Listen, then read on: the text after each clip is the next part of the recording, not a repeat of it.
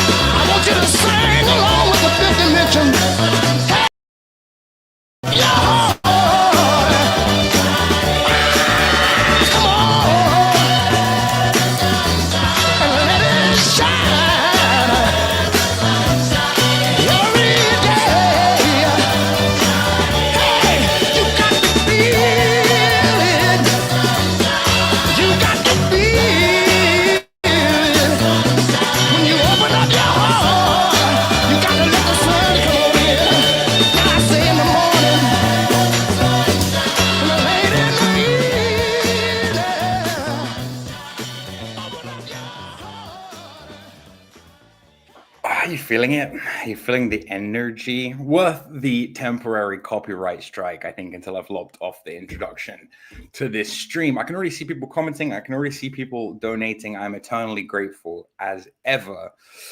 But I must proceed, guys. I must proceed, and I can't look at the chat. The chat will be distracting. The chat will be annoying. Can you just put something, though, like an emoji or something, if you can hear me, if it's at least clear, so I don't have to... Cool, we have eyes. All right. Guys, my North Node is in Capricorn. This will not mean much to many of you, unless, of course, you're in the Black Library, where such matters are discussed all the time. But my North Node is in Capricorn. What this means, ostensibly, is that my life trajectory, represented by my South and North lunar nodes, is one away from Cancer and towards Capricorn, one away from nurturing and caring and compassion, motherly compassion, towards stoic, severe, disciplined Capricorn. I've got to stop caring, guys. I've incarnated here. My true will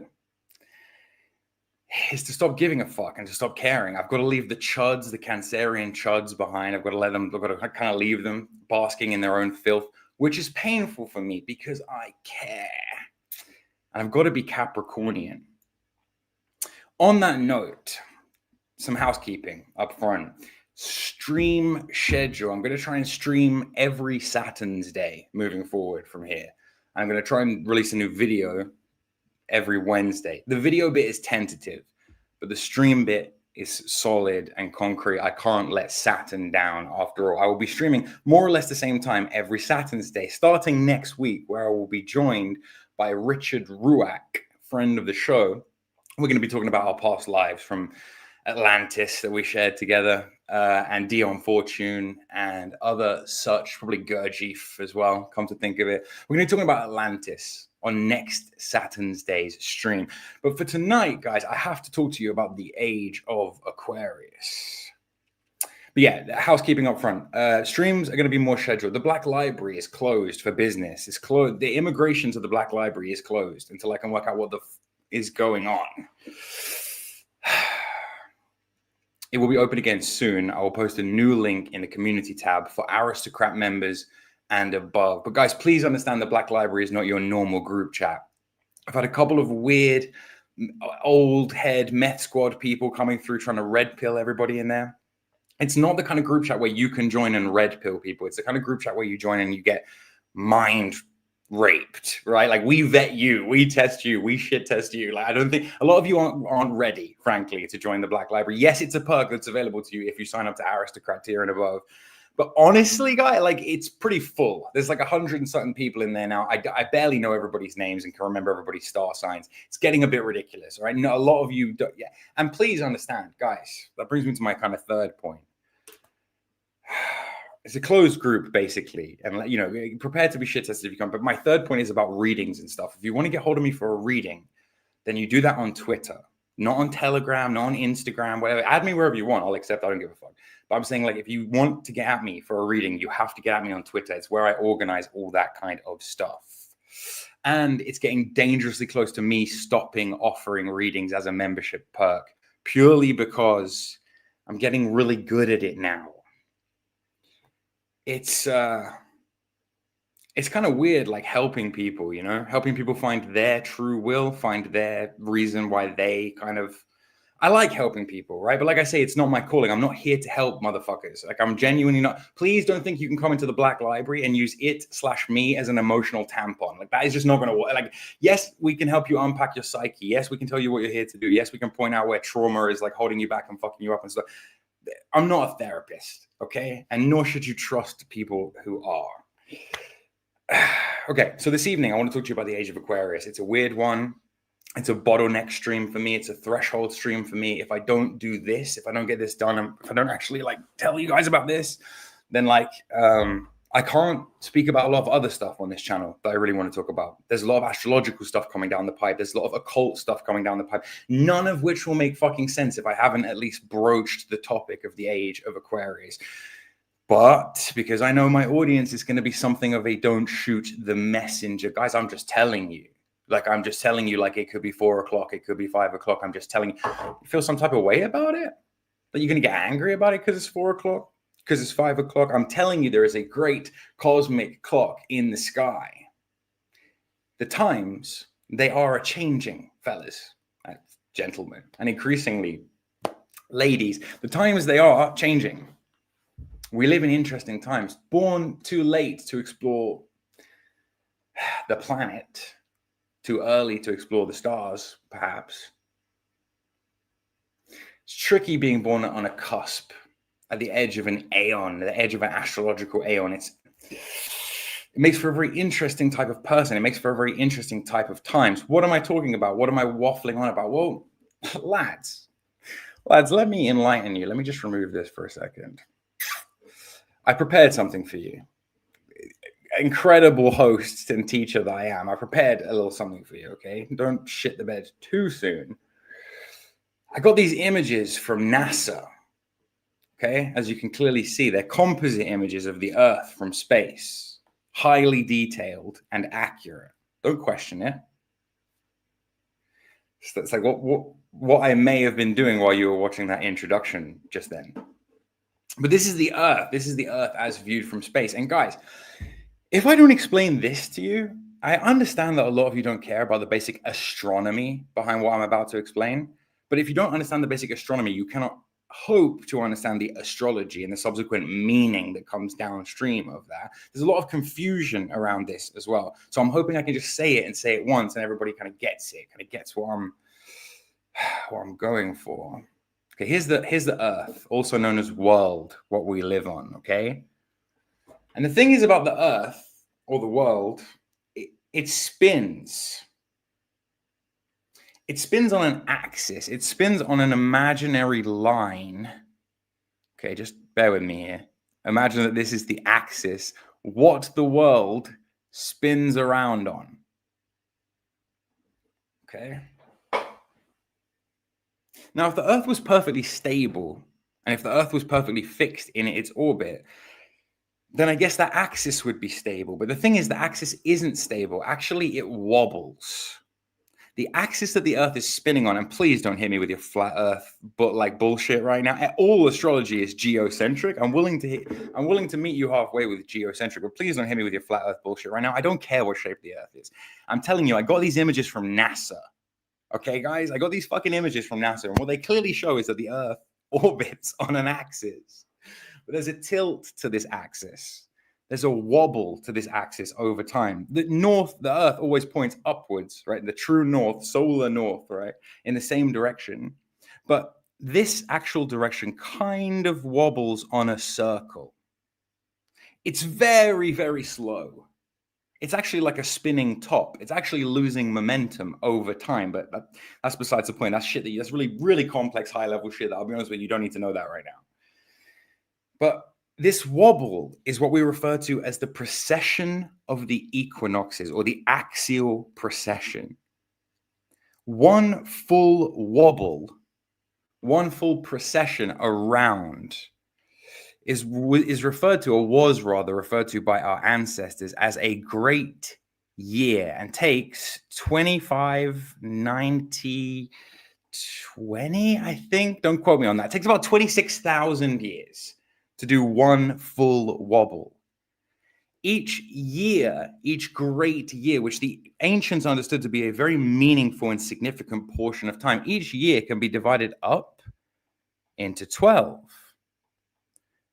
based on the constellations that this part of the Earth is pointing at.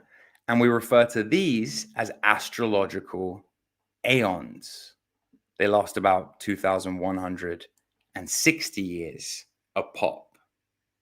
The problem is, guys, that there's two zodiacs. In case you don't know, there's a Vedic zodiac or a sidereal zodiac and a tropical or a Western zodiac. The Indians autistically cling to where the stars actually are in the sky, whereas the based, intuitive Western people realize that the stars meaningless, really. We draw the constellations to reflect something inner, something that's going on in our psyches. And thus we tie the zodiac much more correctly and meaningfully to the seasons, which our Indian cousins do not, our Indo-Aryan cousins in the subcontinent do not do. But you've got to understand these two concepts. They're kind of important before we can proceed forward. One is that of the great astronomical year, 25,920 years long, the Platonic year. You may have heard it referred to as in antiquity. And then there is the subsequent breakdown of that great year into 12 astrological months, if you like, but we call them aeons. If you need more information on this, you could refer to Carl Jung. You can also refer to this, the ecliptic plane and the equatorial plane. The ecliptic being the green line that runs through the middle, the equatorial being the yellow swishy line that runs on top of that. Now, again, I don't want to get too complicated, and I don't want to bore you with the details, but every year at the spring equinox, around the 20th of March, when the real new year begins in Aries, the Earth is pointing at one of these constellations in the sky with the sun in front of it. Approximately for the last 2,000 years, it has been pointed at Pisces. Although there is great dispute, as you can see, about where Pisces actually starts and where Aquarius actually ends. The path that the sun traces through the sky over the course of the year is what is referred to as the ecliptic, is what is represented by the horizontal green line on this diagram. Along this ecliptic sit the constellations, the ones that you will know very well: Aries, Taurus, Gemini, Cancer, Leo, Virgo. They're not random star patterns. They're things that we made to describe the sky and the changes that happen underneath it. And because of the axial wobble of the Earth, the constellation that appears behind the sun at March 20th, spring equinox every year, changes. I think it's by about 72 degrees a year. It takes roughly 2,160 years for the big sign in the sky that is present behind the sun at the start of each year to change. And it's changing from Pisces to Aquarius. This is what is referred to as an aeon. This is what is referred to as an astrological age. Now, of course, the exact dates are disputed. And of course, the exact bounds of the constellations are disputed. But the shift is kind of undeniable.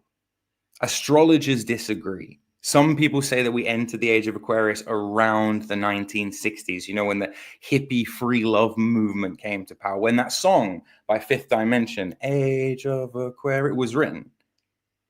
But if you listen to that, and if you actually dissect astrologically the meaning of that song, you realize, well, they clearly didn't have a very good grasp of astrology or of what Aquarius really meant. When the moon is in the 7th house, when our emotions are in relationships, when we're all connected to each other emotionally, and Jupiter, power, political power, aligns with Mars, war, then peace will guide the planets and love will guide the stars or whatever. It doesn't really seem to make it. In the 1960s, they had a pretty bad understanding of the age of Aquarius.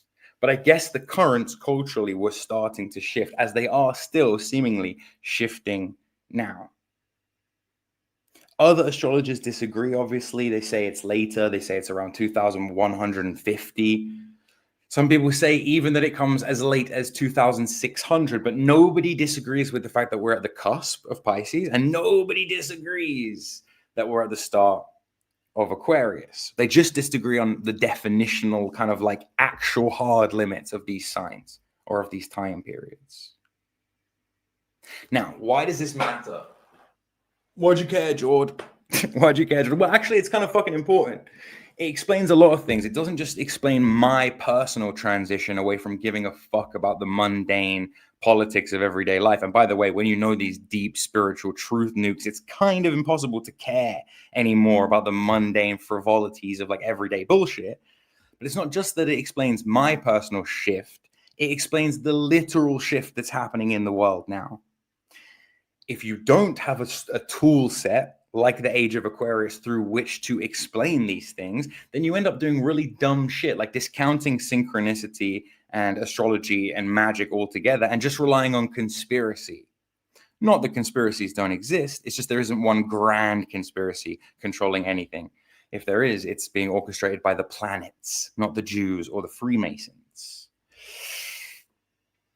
Now, it's fair enough if you want to critique me from an atheist lens, from a materialist lens, like, well, that's just superstitious bullshit. That's just stuff that our ancestors used to believe in.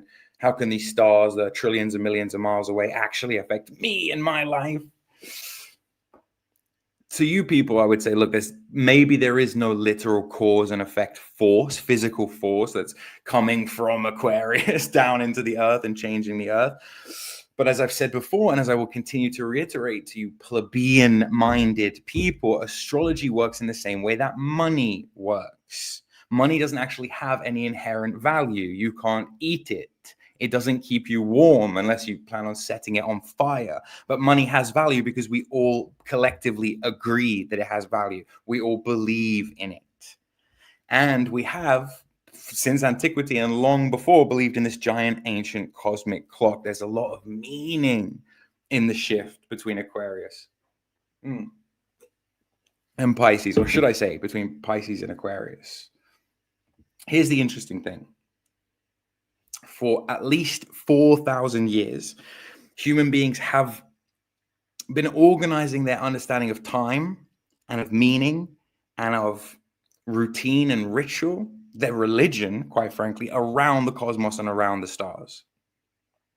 The zodiac isn't like 12 random constellations. We created it back in Babylon. It's a symbolic language. There's different variants, obviously, Chinese, Egyptian, Greek, Hindu, whatever. But it's a way of encoding very real observations about the cycles and the seasons of life and our relationship to the cosmos. Money is just paper. Increasingly, it's not even fucking paper anymore. In the Aquarian age, money is not paper money. It's digital money. It's credits. It's bits. It's eddies. It's Bitcoin wallets. It's on the blockchain. But money itself has no inherent value. The astrological ages and understanding the astrological ages, the best way, and I really shouldn't even be doing fucking outreach to the atheist minded among you at this point. I should have neglected you people and left you in the ditch long ago with the Cancerian chuds. I really do need to be more Capricornian about it, but I'm trying to reach out a hand, right? I'm trying to hit you with some ancient esoteric wisdom. It doesn't actually matter whether or not the stars cause anything to happen in a literal cause and effect sense, because they're ingrained in our psyches on account of ancient priests writing them down and record keeping and diligently recording them for millennia and building our whole culture and society and psyche, collective psyche around it. So when I say like we're entering the age of Aquarius, I'm not actually claiming that the stars are making it happen, but I'm claiming that this ancient symbolic framework really does line up with the things that are happening in the world right now and really does provide us some kind of, I wouldn't even say explanation, but kind of additional perspective on the matter.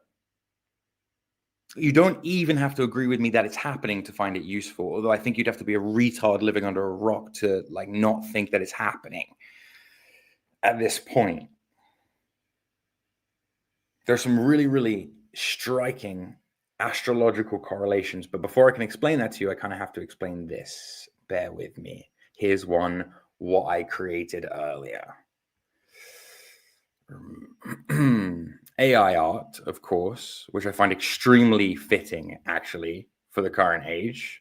Oh, 1 second. You can't see it. Here we go. Let me remove this comment here.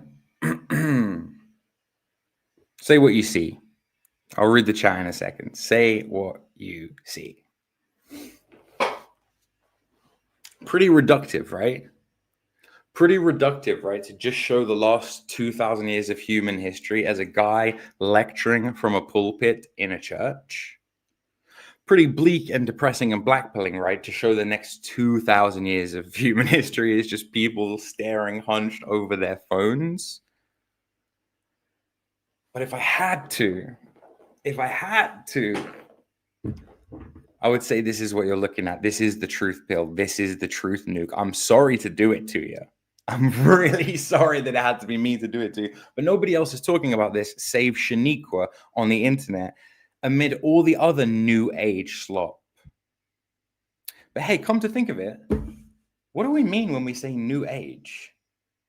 What do we actually mean when we say new age? It's come to just mean like yoga and crystal girlies, and it's become synonymous with kind of like modern spiritual bullshit. But what actually is the new age?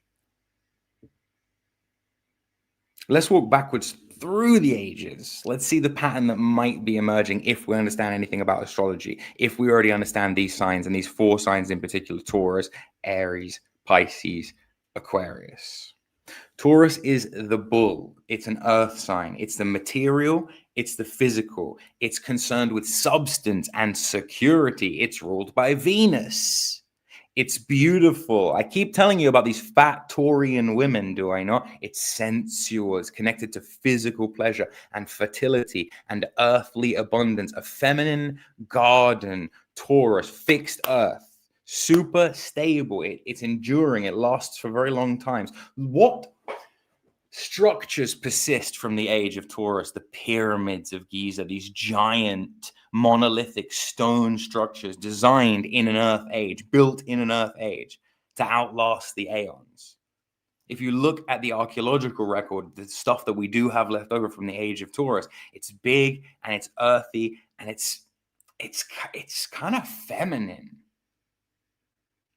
Ancient Egypt, Sumer, the Indus Valley civilization, these kind of early agri societies, like agricultural societies, deeply connected to the earth, the cycles of planting and harvesting and crops, really living off the land, really dependent on the land, and the land provided for them.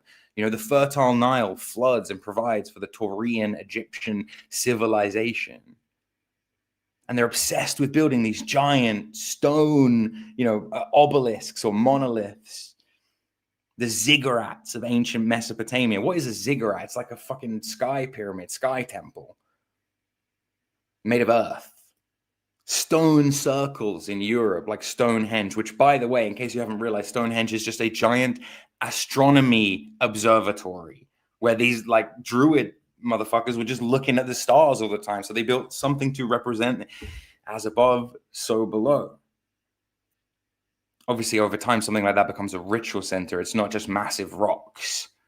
It requires an enormous collective effort to put something like that in place. But it just goes to show that in the age of Taurus, very much rooted in the earth. The religious symbolism at the time, too, is unmistakably Taurian.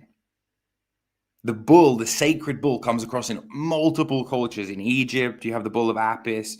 In Mesopotamia, the bull of heaven. I think there's even a bull in the Epic of Gilgamesh. Somebody correct me. The Minoan bull of Crete. The golden calf that is being worshipped in the Bible. And the values of the Taurian age are the values of, more or less Taurian people today. Stability, permanence, fertility, the sacredness of life and of the earth. The importance of physical security and physical well-being, material wealth, and the way that the people honored the gods in the age of Taurus was physical fucking human sacrifices. Like, the gods demand a virgin, will throw one into the volcano. The pharaohs, the ruler, the god kings of the age of Taurus, they build these like tombs under the ground. You can read about it in the Sumerian cuneiform tablets. But then we shift. Suddenly, Taurian values aren't really the motivating factor anymore. Enter Aries, enter the age of the ram, of the warrior. Around about 2,300 years before Jesus, about 2,300 BC, the spring equinox with the sun in the sky, has the constellation of Aries behind it. The ram, it's a fire sign. It's active, it's dynamic, it's aggressive, it's concerned with action and war and conquest and domination, because unlike Venus in Taurus, it's Mars in Aries. It's war, it's competition, it's courage.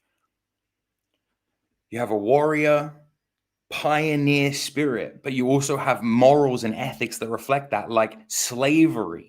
80% of men in the age of Aries are literally just helot slaves in somebody else's army, fighting for somebody else's empire. But when you think of Aries, you have to think of like a spark, right? Igniting in a forest, setting a bunch of stuff on on fire, like a big wave of fire and aggression comes through the world under the sign of Aries. There's like a Bronze Age collapse about 1,200 years before Jesus. And there's like a weird mini like Iron Age bit that follows with like better weapons and better warfare, all geared around warfare. And all of the subsequent empires that dominate in that time, warlike empires, the Assyrians, the Greeks, the Persians. The Greeks, I mean, there's like 20, when you say the Greeks, it's like 20 city-states that you could be referring to when you refer to the Greeks. But like, you know, even India, even a civilization as cucked as India was so much more warlike in the age of Aries than it is now. They used to ride around on elephants. And you get Rome, this final kind of incarnation of Aries, just sweeping across the known world, sweeping across the Mediterranean. And how does Rome conquer? Through military, superior military strategy and organization. The dominant cultural values of the time of Rome are martial prowess, being extremely warlike. And you can see this in the kind of Aryan, and please, I hope we've come so far that you guys will understand what I mean when I say Aryan. You can see this in the Aryan philosophy of the time. The highest honor is to die in battle. The highest honor is like military honor and military glory for your family. And if you look at the religious symbolism, well, boy, oh boy, oh boy, what the fuck? It seems to match the age again. The ram and not the bull becomes sacred.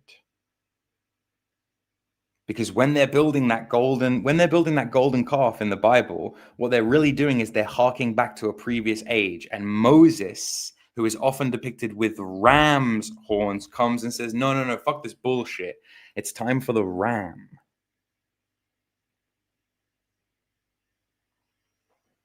Judaism it's very Saturnian in the way that Christianity could be described as Jupiterian, but it's actually also very Aries. The Jews are a people who come about in the age of Aries and who have lasted all the way through Pisces, now into Aquarius.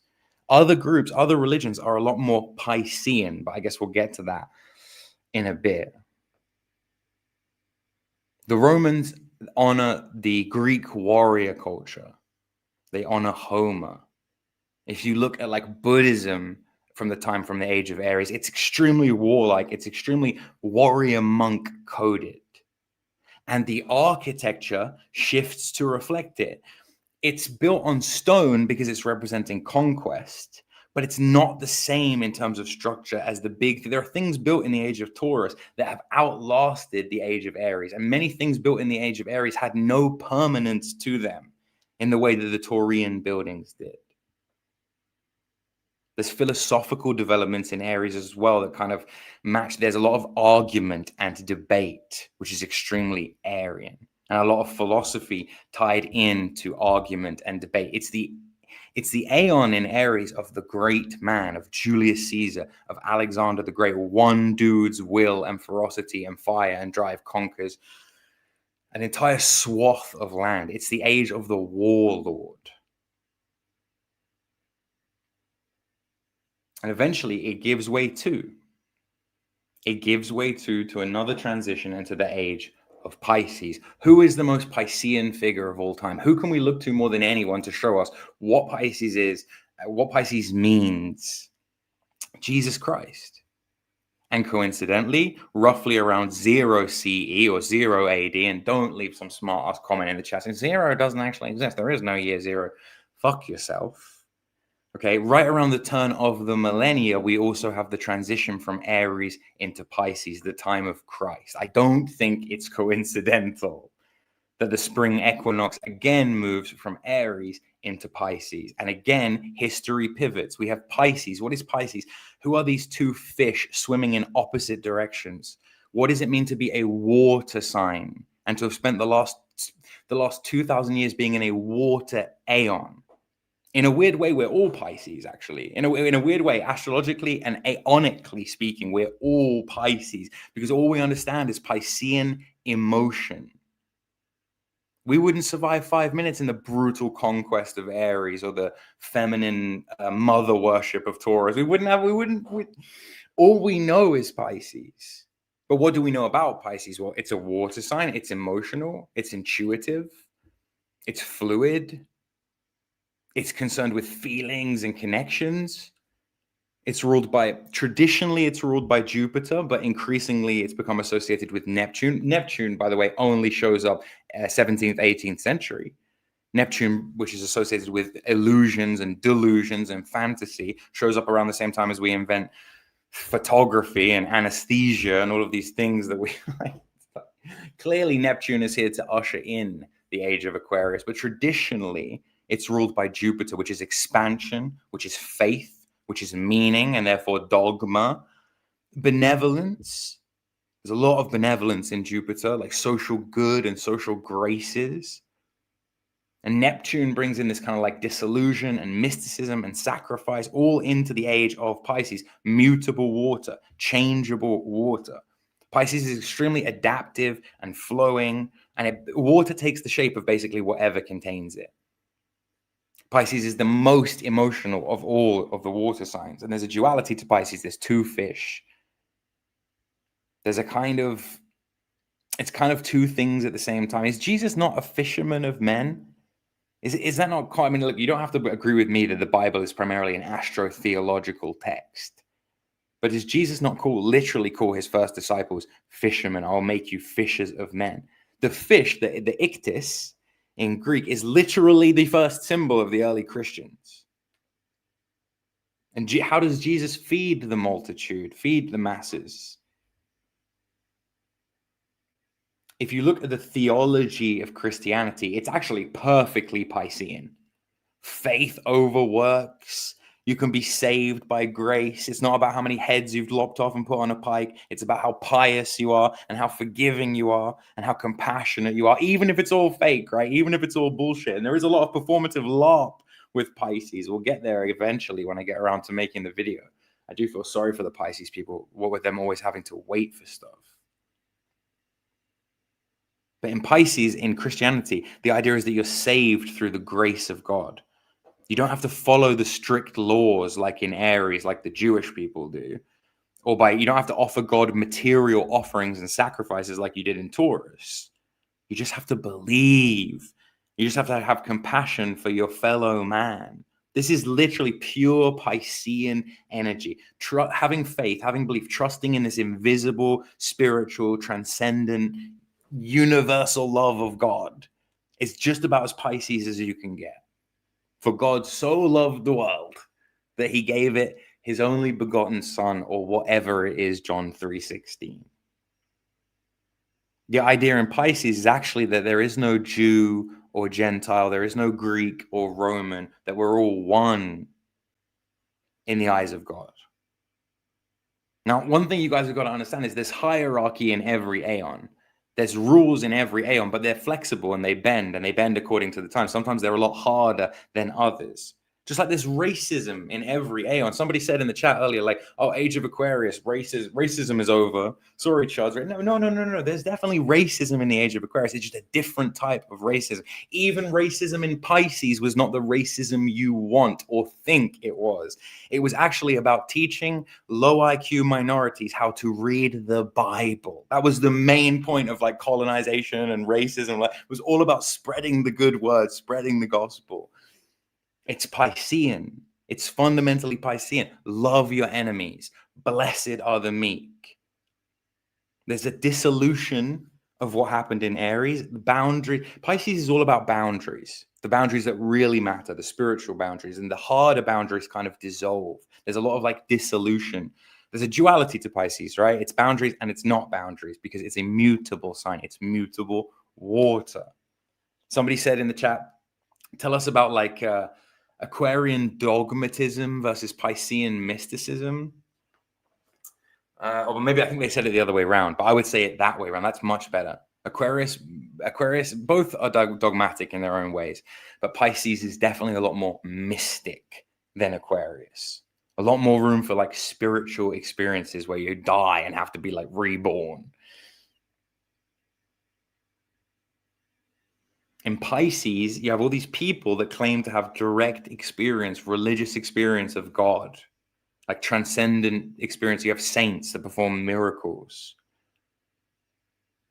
The whole thing is about faith.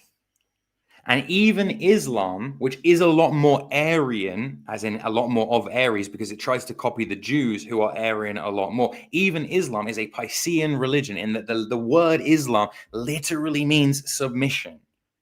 It's about submitting to something greater than yourself, to God. And you see these tendencies even in Islam, in the sects of Islam, like Sufism, for example, like mystic Islam, where it's all about pilgrimage and spiritual journeys and fasting and sacrificing yourself. Very Piscean to sacrifice yourself.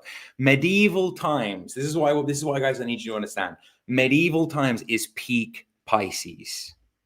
The medieval period where people are building cathedrals up towards heaven, these beautiful fucking cathedrals. First black pill of the night. We are not going to see beautiful buildings like we saw in Pisces again until the age of Scorpio. You're going to be waiting 4,000 years to see giant structures that are made of steel and ceramic. Unfortunately. But we build these beautiful, beautiful cathedrals in Pisces that are designed to inspire awe in you and reverence and transcendence in you. There's monasteries all over Europe. Even the king has to pretend that he like bows down to God. Everything is God, God, God, God. Theocracy, theology. The art created in the age of Pisces is religious, is mystical, is symbolic. If you go into those cathedrals, every fucking thing in the cathedral has some kind of meaning to it, has some kind of symbolic fucking meaning, very Piscean. Every painting that was painted in the age of Pisces has a much more spiritual weight to it than the stuff that you might be seeing manufactured now in this kind of modern, more Aquarian, although we'll discuss whether it really is Aquarian, pop art. If you look at music in Pisces, music is sacred in Pisces. You've got like Gregorian chanting and like music that's designed around God. You've got these crazy figures from Pisces, from the history of the age of Pisces. Thomas Aquinas, St. Augustine, St. Anselm, or whatever. They've got these brilliant philosophical minds who dedicate their entire life and work and energy to focusing on God and matters of spiritual transcendence. In another age, Thomas Aquinas, warlord. Thomas Aquinas in the age of Aries, warlord. Now, science develops very, very slowly in the age of Pisces. It kind of crawls along. Material investigation is less important than, contacting the divine, than respecting the hierarchy that has been established around piety. What really matters is the divine. We are in the world. We are not of the world. And our main job, of course, is to bring Christianity to the unwashed heathen masses. Conquistadors carry crosses to Latin America to try and enlighten the people there who are currently eating their own children. Every project in the Piscean age, whether it's true or not, is framed as spiritual. And that's why you get the political liberalism of the Piscean age. That's why you get the kind of Enlightenment values where, they were questioning the Piscean kind of time and they were looking back to Aryan times and they were but the Protestant Reformation is probably where Pisces starts falling apart. It's probably where you start seeing the first ever inkling that like, okay, this Piscean shit might be over soon. Because what is the Protestant Revelation? It's basically like religion starts fragmenting. This big monolithic dogmatic church where there's one way to think Everybody believed the same thing. Everybody felt the same way about stuff. A guy preaching from a pulpit, it kind of shifted. It kind of fragmented. You have all these little denominations of Christianity. They all have their own little versions of the truth. They all have their own scripture that they've printed themselves and they've written editions of or edits of. Every individual, and these are the two words that really define Aquarius as a sign.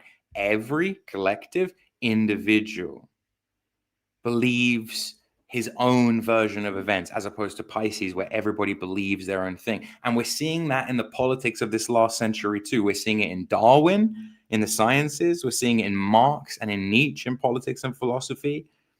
We're seeing the dismantling of the old Piscean worldview. Evolution replaces God.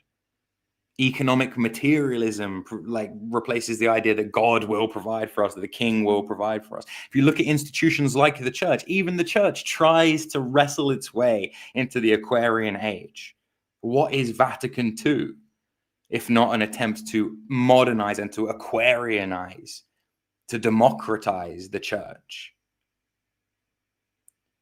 Unlike in Pisces, in Aquarius, we are not going to have any problems with science and technology being capped. If you know anything about Aquarius, it's an incredibly scientifically friendly sign. Go and look up the people who have changed the world in terms of innovation and invention, who are famous Aquarians, and you might be surprised. If you look at now, if you look at this shift, the "you are here," the purple arrow of the picture on the screen in front of you,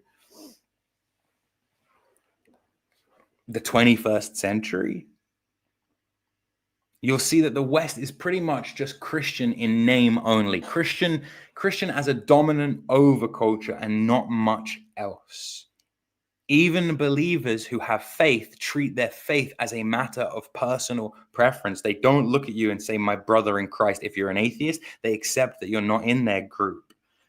They accept that you don't share their individual beliefs. The monasteries are tourist attractions now. The cathedrals are museums. Don't shoot the messenger, eh, boys?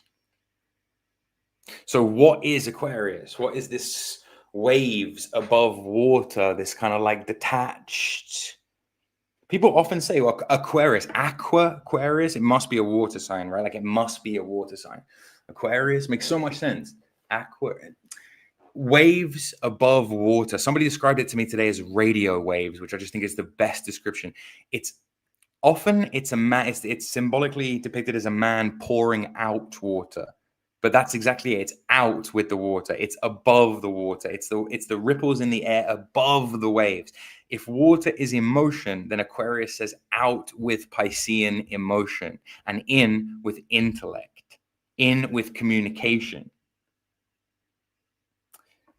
Something else I heard today that I just think is absolutely fantastic, that the idea that the water bearer is pouring out the water, and actually what Aquarius is the gap in between. It's the gap form, the air that rushes inside the container, fixed air.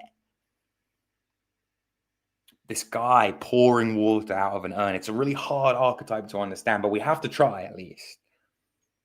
The first thing to understand is it is an air sign. It's not a water sign. That's pretty fucking crucial, because unlike Pisces or Cancer or Scorpio, it's not about emotions or imagination or what you believe.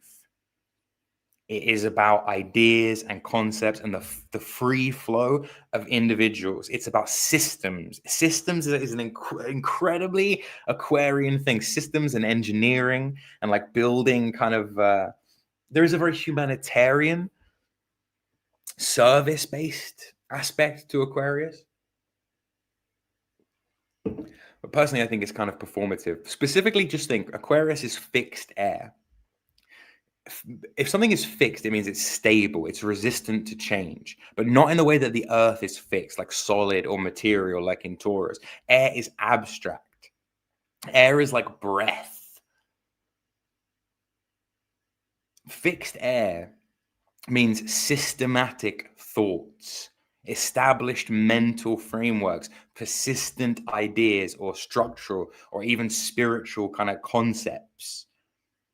Think of the difference between like mutable air, which is Gemini, quick thought, scattered ideas, rapid communication, intellectual curiosity, and think about fixed air of Aquarius, systems, frameworks, paradigms, structures that endure in a very Saturnian sense, because it's Saturn that rules Aquarius in the way that Jupiter ruled Pisces. The water is poured out, and in its place you get information. In its place you get knowledge. You get this big distributed, decentralized network of knowledge where everyone is an individual. And I have to say that again: it's everyone and it's individual. There's this doomer dystopian idea that we're all going to fuse with the robots and become a hive mind. But the idea behind Aquarius is that everyone is unique but has the same shared experience. We're all lonely, are we not? We're all atomized, are we not? We're all online all the time, are we not? Like, everyone actually has a very similar shared experience, even though we are all alone. Age of Aquarius, baby. Traditional ruler is Saturn. Modern ruler, modern associations come in Uranus. It's a fucking bizarre combination if you know anything about Uranus, who is, explosive, combustive, insightful, eureka moments and ideas. Saturn is structure and limitation and discipline and boundaries. These two things fusing together. Everyone is individual in Aquarius. Uranus is a fascinating planet. It's discovered in the 17th century, and it's discovered between the two revolutions, the French and the American. And very quickly it becomes associated with revolutions, with the revolutionary spirit or revolutionary ideas, revolutionary insights, massive sweeping changes that just uproot everything. And surprise, surprise, over the last 300 years, we've seen more technological, like exponential technological expansion in a Uranian sense than probably any other time in, at least in recorded history. There's a kind of weird contradiction between those two planets that needs to be unpacked. But think of the idea of the internet. Think about the idea of the internet. Nobody is in charge of the internet. It's horizontally organized. There's no structure. It's a grid. It's a network. It's a distributed system. It runs off protocols. There's no one dude in a room flicking a switch being like, yeah, muhahaha, I control the internet. The internet is a wild west. Even now, when it's more regulated, it's just different corpos vying for control and censoring each other and censoring us and whatever. But it's just like, think of how the internet works. Think of democracy. Not in practice. In practice, it obviously doesn't work. But think of it in theory. The idea of democracy, at least how we see it, incredibly Aquarian. No kings, no centralized authority figures. Kind of a mob rule. Kind of a mob rule, or it would be if everyone didn't all think the same thing. Think of science. Think of the fact that there's no pope in science, that it's this flat, decentralized network. This is the Aquarian logic. You replace the vertical with the horizontal. Terrifying if you cling to outdated Piscean concepts. So now that we finally understand this shift that is taking place, I guess my challenge is to convince you guys that it's not as black-pilling as perhaps it might seem. That it's not all doom and gloom. Many of the problems that we're experiencing right now, is my strongly held belief, are problems of transition, are problems of being at a cusp. I genuinely believe if you went back and you spoke to somebody who was born a slave in the age of Aries, and you said, look, there's going to be a whole new age. There's going to be a Piscean age. You're going to be free. We're going to do away with slavery. Everyone's going to be kind of, equals under God. Even the slave would have looked at you and been like, you're a crackhead. Like, you're an absolute crackhead. Like, that's never going to work. It's going to be chaos. It's going to be anarchy. But in many, many ways, the age of Pisces was a lot more beautiful than the Aries age that came before it. When you say, I prefer Christian morals to pagan morals, that's what you mean. You're actually saying I prefer Piscean morals to Aryan morals. Now, I can't predict the future. I don't know exactly what kind of shape these things are going to take. I know that identity is going to become a lot more performative. I can see it happening now already. People don't believe in Christianity. They wear it as a kind of Aquarian mask, as a kind of Aquarian identity. It's performative, it's constructed.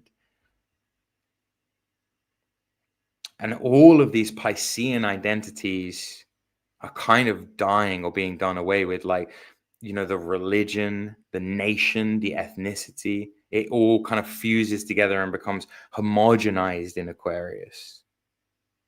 But like I say, there is still racism in Aquarius. That's why even black guys can be based. Even black guys can be based if they have the correct opinion on Jewish people. It's ideological. Whereas before it was like, well, even, black guy in Pisces, it might have been, black guys can be based as long as they're Christian. In Aries, it might have been like, well, black guys can be based as long as they chop enough people's heads off. In Aquarius, it's like, well, black guys can be based as long as they believe what we believe and follow the emotionally detached, scripted logic of Aquarius. You all subscribe as individuals to the same beliefs.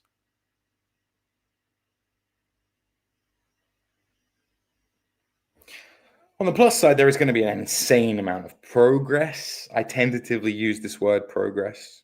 In many, many domains of human inquiry and endeavor, there is going to be an insane amount of progress, like medicine, engineering, understanding the material reality that we live in, like quantum physics.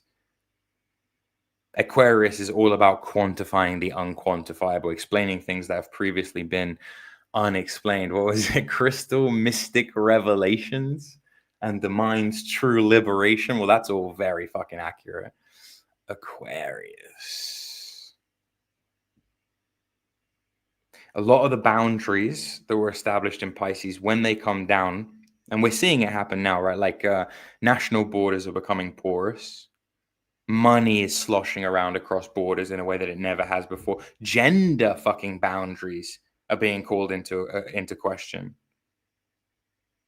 There's a mad potentiality for human animal or human AI hybrids in the future. Genetically engineering everything, including the food we eat, which has already started and been well underway for about 50 years. I guess all of this sounds like a black pill if you're a Cancerian chud. I guess all of this sounds like a black pill if you're a water sign chud who's stuck in the past and dreams and feelings of nostalgia. I just miss my age of Pisces. Optimization is a really key theme of Aquarius. Everything is going to be optimized. Everything is going to be upgraded and made more efficient, hyper efficient.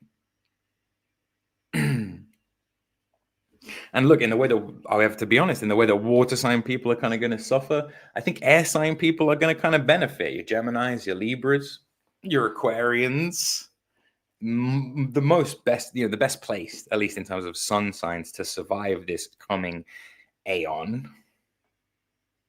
But yeah, I guess I just want to stress that a lot of the problems that we're experiencing now are teething problems. The people born in Aquarius won't know any different, for better or worse. Just like you didn't get any slaves in Pisces, you didn't feel bad about it. A Roman patrician looks at you and laughs and says, look how small the box that he lives in compared to my villa. I have slaves. He doesn't even have any slaves. But you don't feel robbed, right? You don't feel robbed of slaves, presumably.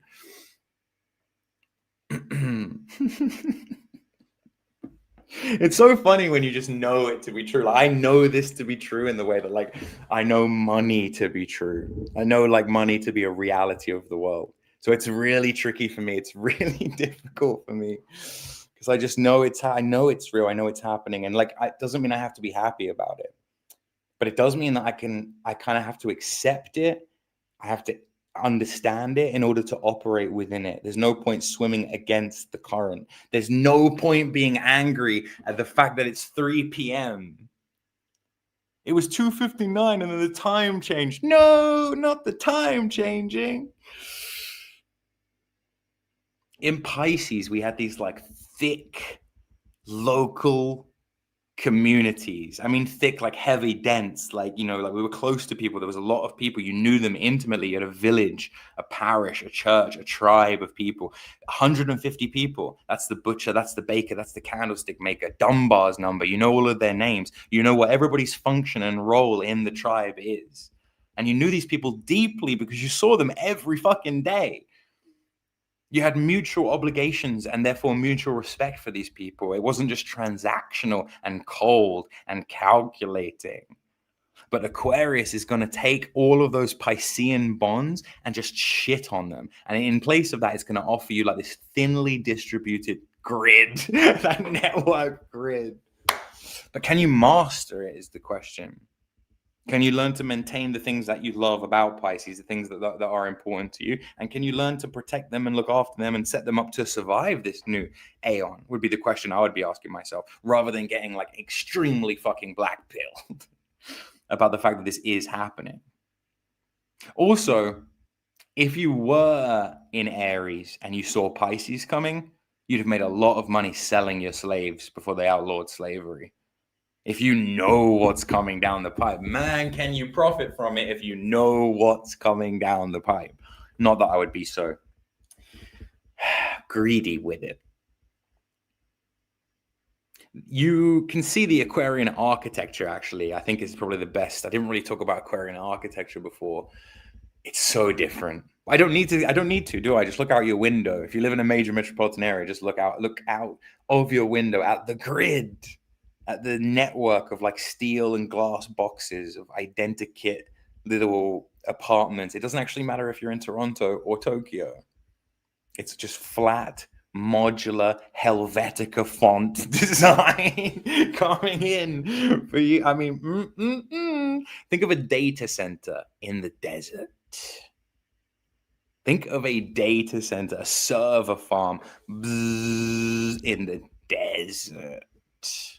And this brings me to a very, very, very important point. Why no religion survives Aquarius. None of them. Christianity is the most irrelevant and will probably die the quickest when the new aeon truly gets underway. I can promise you that by 2150, none of these religions, especially the Abrahamic ones, will exist like in their current recognizable forms. Christianity is hemorrhaging members in the West, and these transitions always take place first, astrologically speaking. The astrological transitions always take place first in the West, because Western people are the most mystic and the most tapped in. No, I will not elaborate. But the church in the West is hemorrhaging people. Likewise, atheism is hemorrhaging people, confused people who don't quite know what to believe in yet. The church will try and adapt. And like I say, it will become pretty much unrecognizable. Probably like a progressive kind of, what's kind of a more Aquarian form of Christianity is like the mega churches, the big mega churches where everybody, the big collective mega churches where everybody attends as individuals, and God wants us all to be rich. Like prosperity gospel, that's very Aquarian. That's very like optimized. That's like theology from Pisces, but optimized for Aquarius. Like God wants you to be rich, motherfucker. You know what I'm saying? God wants you to be rich. But Christianity is over. Christianity is over party. Again, I hate to be the bearer of bad news. But your cathedrals are already museums. They're already wedding venues. They're already concert halls. I don't quite know what you expect of me. I shouldn't really be telling you anything you don't already know. But even the Muslims who are living in the West, you will notice, have kind of adopted Islam as identity in Aquarius instead of Islam as spirituality, which would be Pisces. It's just their identity group that they belong to because it's Aquarius. It's not real and deep and meaningful and emotional like Pisces. It's a good sign. It's a good time to be an air sign. I'm not going to lie. Even Judaism, and some of you I know will be very, very white-pilled and happy to hear this. Even Judaism does not survive the coming aeon. Jewish people have survived through Pisces because they're, very, very how should we say, stubborn people, persistent people. But I think that Judaism, despite the fact that Judaism theologically is running out the clock, like they've really got the next 200 years to make their prophecies come true. That aside, it just doesn't survive Aquarius, despite the fact that they are a Saturnian people and they're people of the book. So it's an intellectual idea, and intellectual ideas do very well in Aquarius. They're ethnic, which is far too tribal and Aryan. It worked in Pisces, but it won't work in Aquarius, as we are seeing now. The massive karmic pushback to the Jewish people play out on the literal internet. Reform Judaism is already there, actually. Conservative Judaism is like quite closely behind, your Ben Shapiro's and stuff. And the Orthodox Judaism is going to hold on, but increasingly it just becomes like a LARP, and increasingly it will just become another one of these Aquarian identities. Why will all religions fail in Aquarius, or at least all religions as we currently understand them? Why is spirituality more dominant and more prevalent in Aquarius than religion? Because there's no mystery in Aquarius. We found out all the facts. There's no vertical hierarchy gatekeeping the plebs out of the church. There's no vertical structure at all. It's all sideways shit in Aquarius. There's no inherent meaning in anything really in Aquarius. Best way I can explain it. Now, I'm going to drop the link in the... I almost dropped the link in the chat. I dropped it. I'll drop it in the Black Library. How's that sound? I will drop it in the Black Library. And I will let anybody who wants to call in with questions or concerns or challenges or whatever, come at me, bro. I understand it. It's jarring information. It might make you quite fearful or concerned, or you might just think I'm full of shit. I'd like to hear how you explain it. I'd like some of you to grow some testicles and call in and let me know how you explain such a thing. And of course, if you are in the Black Library, if you're one of those people, guys, if you also want to be a contributor to future streams, the best way to do it is to join up to Aristocrat or above and get into the Black Library and talk to people like Dio and Hoodoo in there, and they can kind of try and organize you coming on to a stream. Because that's really the only way. I have to gatekeep now, guys. I have to gatekeep in the age of Aquarius. But guys, the StreamYard link is in the Black Library, should anybody want it. Dude, Mon, you absolute legend. And I want to say thank you to everybody. I will say thank you to everybody at the end who's donating and stuff. You guys are absolutely fucking amazing. Okay. Always a bridesmaid, never a bride. Oh, there's so much chat. Oh, I can't go back through all this chat.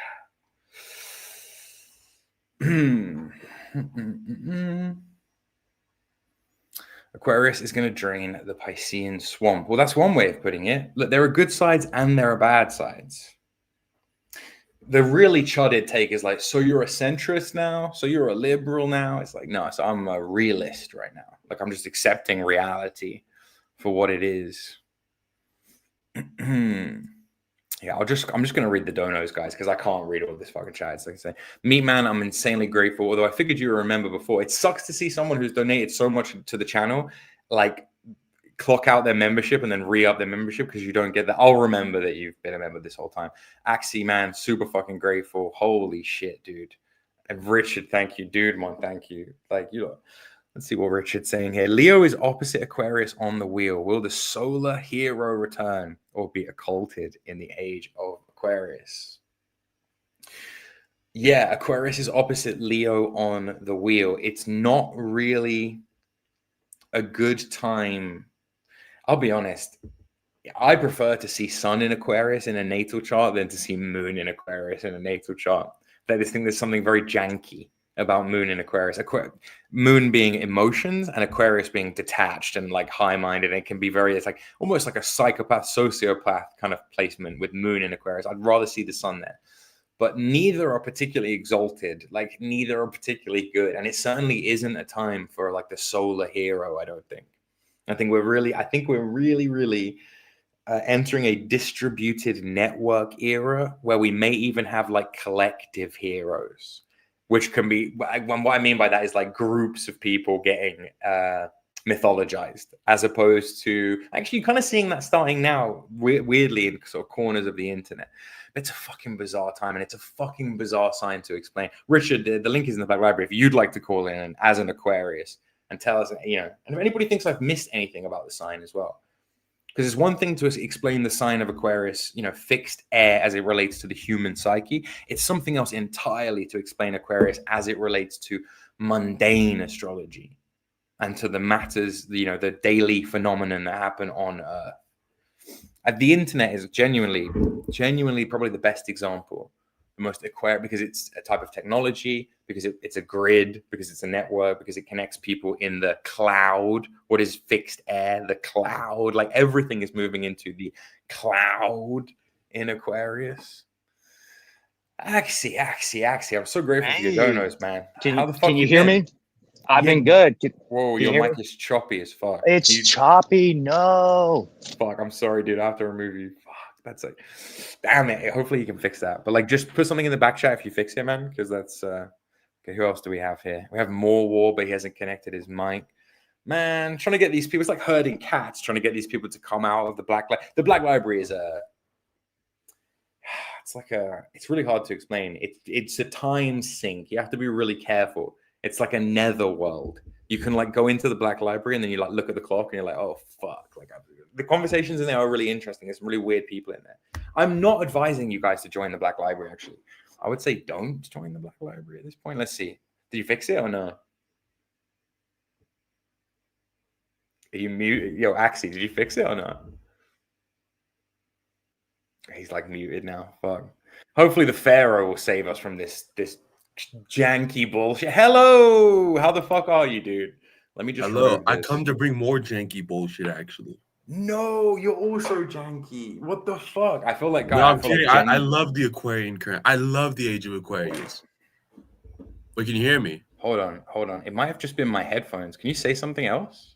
Hello.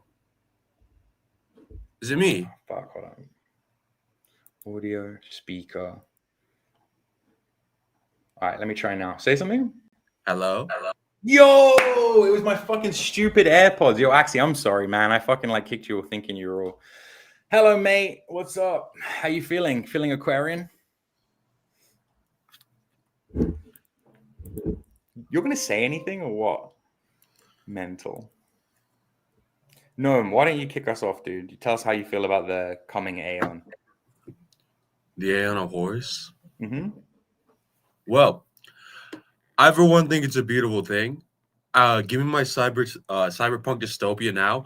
The real issue people are having is we're in the as you said, like the transital period. So transition itself is like a very anxious thing, right? Like everyone's anxious. That's what it really is. Conscious. We're not able to just relax, right? You're conscious. You're constantly thinking, trying to process new patterns. What's to come? And truth be told, I think there's an Aquarian thing to that. I think air signs in general are very anxious. Their lucidity, thought. But again, it's going to be sick. It's going to be awesome. You're like, I have never met a person more equipped to deal with the coming Aeon than yourself. Like you're this like mutable, adaptable, like shapeshifter-y kind of guy. Like you could fit in anywhere, like in the hood or in the fucking like high society. You're like a random character who I think will be weathered really nicely against Aquarius. But you must understand the water sign chud who yearns to just go backwards and turn the tides and to be in the age of... Man, even me sometimes do. I'm not going to lie. I yearn for the 1950s sometimes. Well, absolutely. It's peace. It's stagnation. But time goes on. Yeah, what you're saying reminds me of that, like the Terrence, I think Terrence McKenna thing where he's like, you don't leave for the stars. You don't depart for the stars under orderly conditions. It's like a fire in a madhouse. And basically like, any kind of progress that we do... the best way I can explain it to people is that the only way out really is through. Like you can't go back. And conversely as well, one of the copes I've heard is, well, what comes after Aquarius? And I hate to say it to you, but we're at the bad part of the wheel, where for the next 2,200 years after Aquarius, we were in Capricorn, equally Saturnian and even more harsh. And I can imagine the age of Capricorn looking like the movie Dune, for example. Like, people ask me, like, what happens after the age of Aquarius? And I say, have you ever heard of Warhammer 40K? Like, I think it's going to be such an extreme time. Like, it's such an extreme. All of the based chuds, the world that they think they want, brutal hierarchy, violence, dominate, like, that's all coming in Capricorn. So the truth is, like, you're probably better off being on the cusp of Aquarius. And this is where my advice comes in. Like, all you need right now is like dude wipes. That's all you fucking need. Dude wipes. It says flushable, but don't flush them. It's bad for your plumbing. Don't flush them. You have to throw them away. You need dude wipes. We start with baby wipes, then we go into dude wipes, and then you get into baby wipes. And that's all I have to say.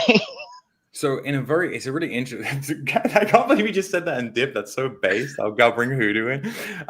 Hey, wait. I want to discuss something. So the topic of an Overton window. Mm-hmm.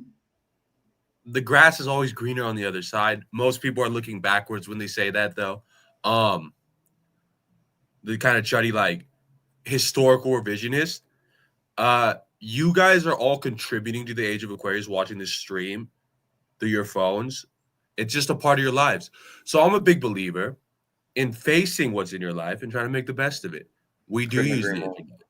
We do all these things. You've spent a lot of time online, all of you individually watching. It just is what it is. Why make that a negative thing?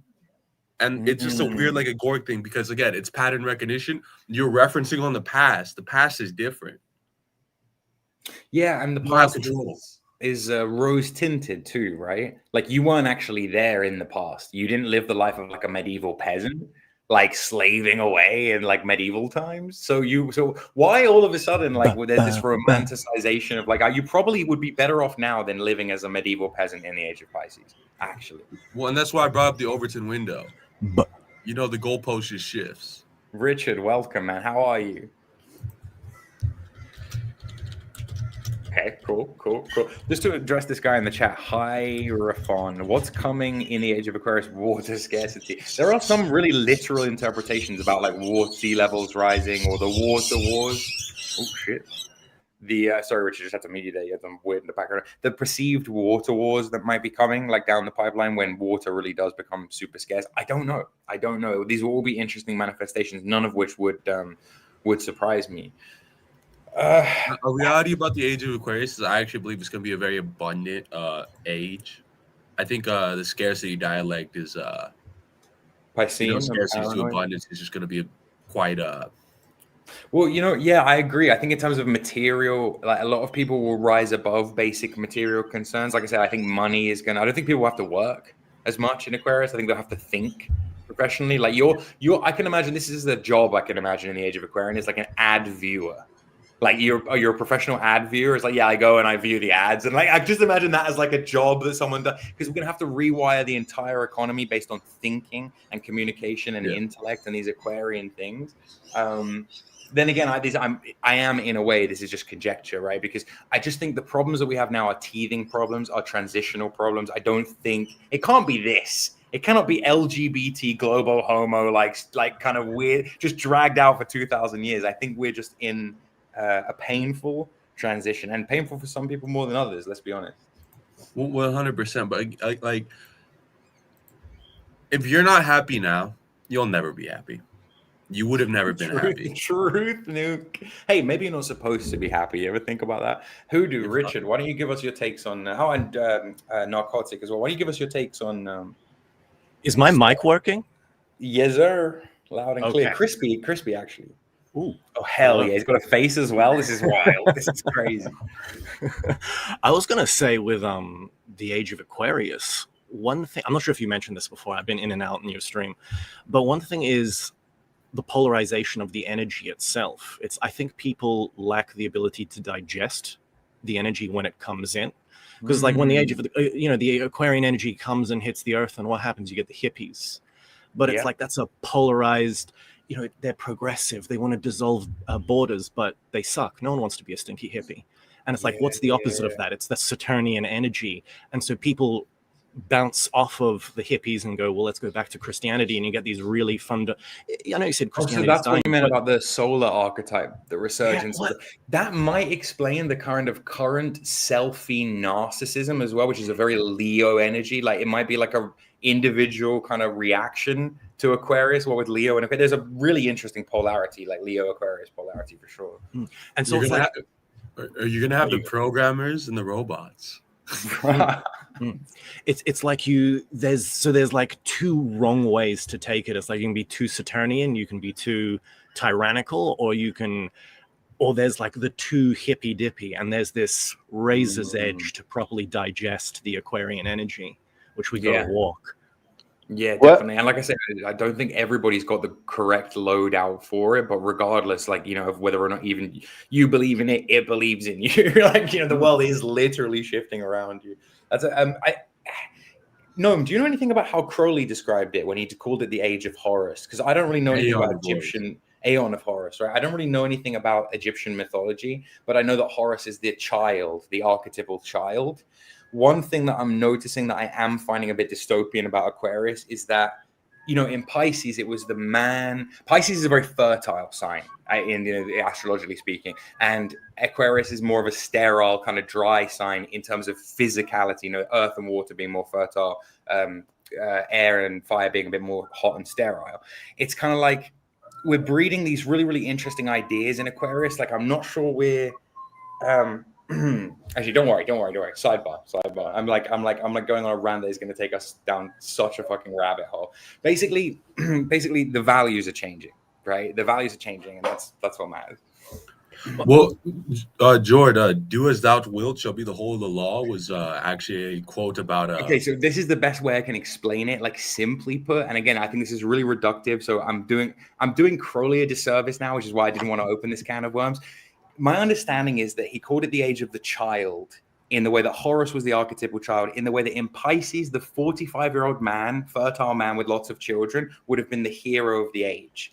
In this age, the child is the hero. So the 13-year-old's opinion about culture and politics and whatever becomes the dominant prevailing thing of the age. That's kind of what I'm getting at. Like, the values are changing fundamentally. Well, really look at like what the child represents.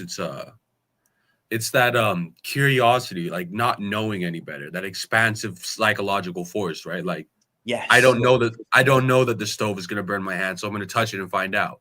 Testing everything, finding out everything, like, you know, systematizing everything. But that's a very mystical thing, you know? It's like, who's the first dumbass to figure out that venom is anti-venom? You know, like... Feel you. Okay. They didn't know it. They don't know any better. Hoodoo, man. Before I like waffle myself into oblivion, why don't you give us your kind of take on Aquarius as a sign, given that among all the people in the Black Library, at least, like the regulars, you're probably the hottest when it comes to these kind of things. Like, do you have like an interpretation of Aquarius that you think we've maybe missed anything, or a different perspective through which we could view the sign? I think you hit the nail on the head when you were talking earlier. I think we were talking in VC earlier, and I compared it to radio waves. And it's the unseen intelligence of the air. It's very characteristic that right at its inception, you're seeing the advent of artificial intelligence and the internet. You know, it's kind of a dissolution of the material world in favor of the cerebral. And you likened it to the image of the man pouring out the water. It is the separation from and absence of emotion, really, as a sign. It's dissolution of ego for a more collectivist interpretation of reality. And I think as far as what to do with that or how that characterizes an age remains to be seen. But when God floods the world, you should build a boat or learn to swim, is my opinion. Right. Yeah, no, I get what you mean. It's kind of like somebody said earlier in chat, and I can't remember who it was, that Aquarius is more like the collective consciousness and Pisces is more like the collective unconscious. So there will be a lot of things that were like previously unseen, that sort of things that everyone knew but nobody said out loud, that come a lot of revelatory things that come about in Aquarius that I think are happening very evidently to us, like power structures changing and shifting. And, for the first time, we kind of have visibility of power in a sense, but power is changing, right? Power used to be very hierarchical and top down, and now power is being distributed. So even if you could name like one individual powerful dude, like say Larry Fink or whatever, Larry Fink's net worth is like nothing in the scheme of all this net worth. What Larry Fink is part of a class of people who like manages wealth and manages money. It's managerial and like distributed, and there's not like one dude you can point to and be like, oh yeah, that's the guy with all the money. It's like, who owns BlackRock? Well, State Street. Well, who owns State Street? Well, Vanguard. Well, who owns Vanguard? Well, BlackRock. Like, it's just a big fucking circle jerk of like, this seems to be the framework that's like gonna be Aquarian. Well, George, what I like is like you could already kind of see that everything's in the clouds. Like, for example, you could go conquer go into the White House and do whatever you want. It doesn't change anything. People just aren't gonna fucking listen to you. And that's kind of like the individual, like to collectivity, like rebel dialect of Aquarius. The politicians are all over the place. The rebel thing. I did kind of touch on the whole Uranus bringing the rebel archetype in, but that's really important actually. That starts with the 60s, and that's stuff that Crowley talks about with the Aeon of Horus too. It's like the rebellious streak. That's why I think of this rebellious, nerdy 13-year-old, and it scares me. George, you have to consider if everything's rebellious, right? It's like, okay, someone could go kill a president.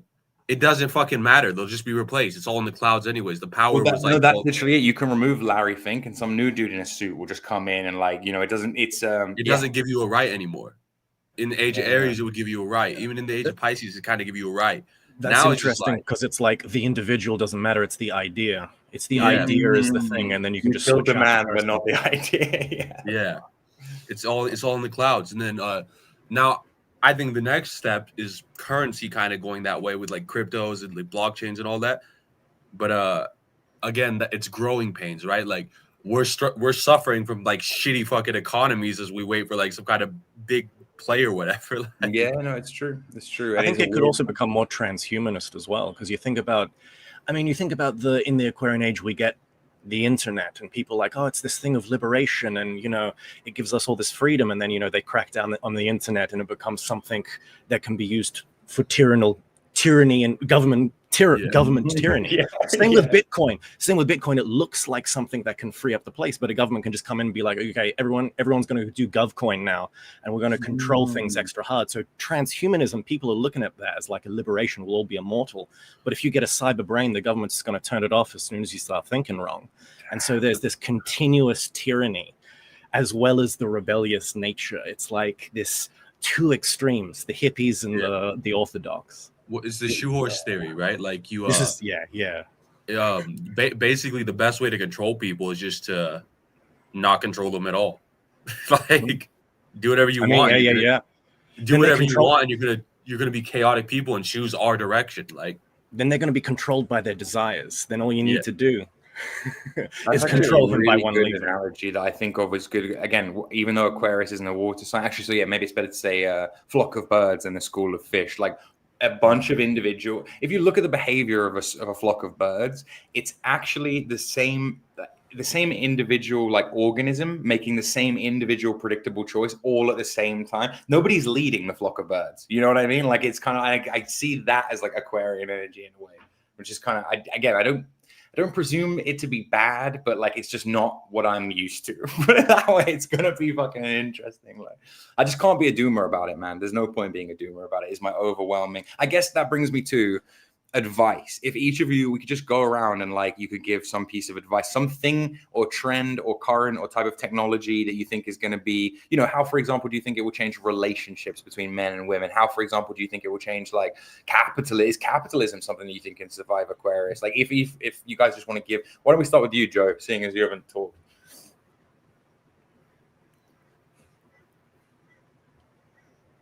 I think he's muted, right? Yeah. Damn. sorry, dude. You might have to try and muck around with his settings. But Morwar, why don't you go? Why don't you come in? You also haven't said much. Well, to start with. Oh, go ahead, Joe. Oh yeah, sorry. Go ahead. I was just going to say the thing I was thinking about when you were talking about it earlier was just to do with ethnicity. I kind of cracked this theory. I had this idea that on some kind of level, all religion is about ethnicity. So that's like the Jewish ethno-religion, like to some degree, all religions are kind of like that. And then you were talking about performative Christianity or political Christianity, which I have seen. And I have thought about that. That is like unusual. That's like a sign of the new age. So I was thinking, oh, it's always been like that. But what you're saying is that's exclusively a thing of this new age, or that's more to do with this new age rather than it always being like that. Yeah, so definitely. You're changing my perspective, or you're countering my perspective on it. Gotcha. Yeah, no, I think Pisces, like in Pisces, Christian and white guy were like synonyms. And like religion was such a big part of culture and identity that like to be a Christian in the age of, to be a European guy or a white guy in the age of Pisces is to be a Christian. That's why, you know, it's my brother in Christ. Other than the Jews, who are this very obvious Saturnian outgroup in Europe, for the last 2,000 years, it's basically been like, we're all European, we're all Christian. The Protestant Reformation starts to shit that up a little bit with different versions. But even then, we're all still just different flavors, different types of Christian. In this new one, it's like, it doesn't really matter what you believe. It matters what you think. And it matters what ideas you espouse. And that's tricky. Like, that's like really, really tricky. And the ethnicity thing probably has to die with that. Unless there's some way that people can like scientifically, I think the fascination with like DNA tests is very Aquarian. For example, like in Pisces, you would just know what you are. You wouldn't need someone to fucking tell you you're 23%, whatever. The fact that all the races are mixing up together is very Aquarian. Like I have to say, the Aquarius from my natal chart reading experience, Aquarius is the most likely sign to race mix. Said it. There you go. Said it. Just say it. You know? Wait, so I want to say something. So like, tribalism is very associated with sexuality. You know, it's survival. It's the base impulse, right? Like survive, hoard, stash. Aquarian sexual themes are psychosexuality. So tribalism based on thought and idea. Sexual impulse trying to protect and preserve ideas, right? You're gonna look more for a mate, and like the general populace is gonna look for more for a mate that stimulate their ideas, right? Who get along. I get it. So I don't like it for kids. I like it for a personality. And an example would be something like, you know, you have the white guy being like, I'm going to get with a white girl no matter what, but then there's the white guy who's like, hey, this Arabic girl knows 16 different languages. She's so smart. Boom. And then because the ideas are there, because there's something else there, he gets absorbed into it. What about the idea that Pisces was the only... Okay, what about the idea that Pisces is a lot more of a romantic sign than Aquarius, which is 100%. A lot more detached. So it's like real romance as a movement, artistic movement, cultural movement, romanticism, very Piscean. Not really so much room for that in Aquarius, maybe. It would be the idea that I feel like in Aquarius, everyone just gets perverted. It's perverse. Yeah, like I feel like sexual perversion. And like it's psychosexuality, bro. Just like, I'm an exhibitionist. Like, why? Like, what the fuck? Like, no, who can be the weirdest? What do you mean? Yeah. Get the pig mask. Get the ceiling harness. Let's go. That's what Aquarius is. There's definitely a kinkiness to Aquarius. Yeah, and I just mean like Pisces has this kind of, I want to dissolve into you. If I would see someone with Venus in Pisces, right, it's so romantic, so nostalgic, very creative and artistic. You know, when you see these kind of brutal glass structures that are really utilitarian, someone just went, well, we need to fit as many units as we can in a building. It's very utilitarian and just like making, we're going to build it out of the cheapest, most, you know, base materials. That's what it seems to be. And if you apply that to everything, social relationships, etc., it seems quite transactional. It seems like it will become very transactional. I mean, yeah, it's the age of the MLM.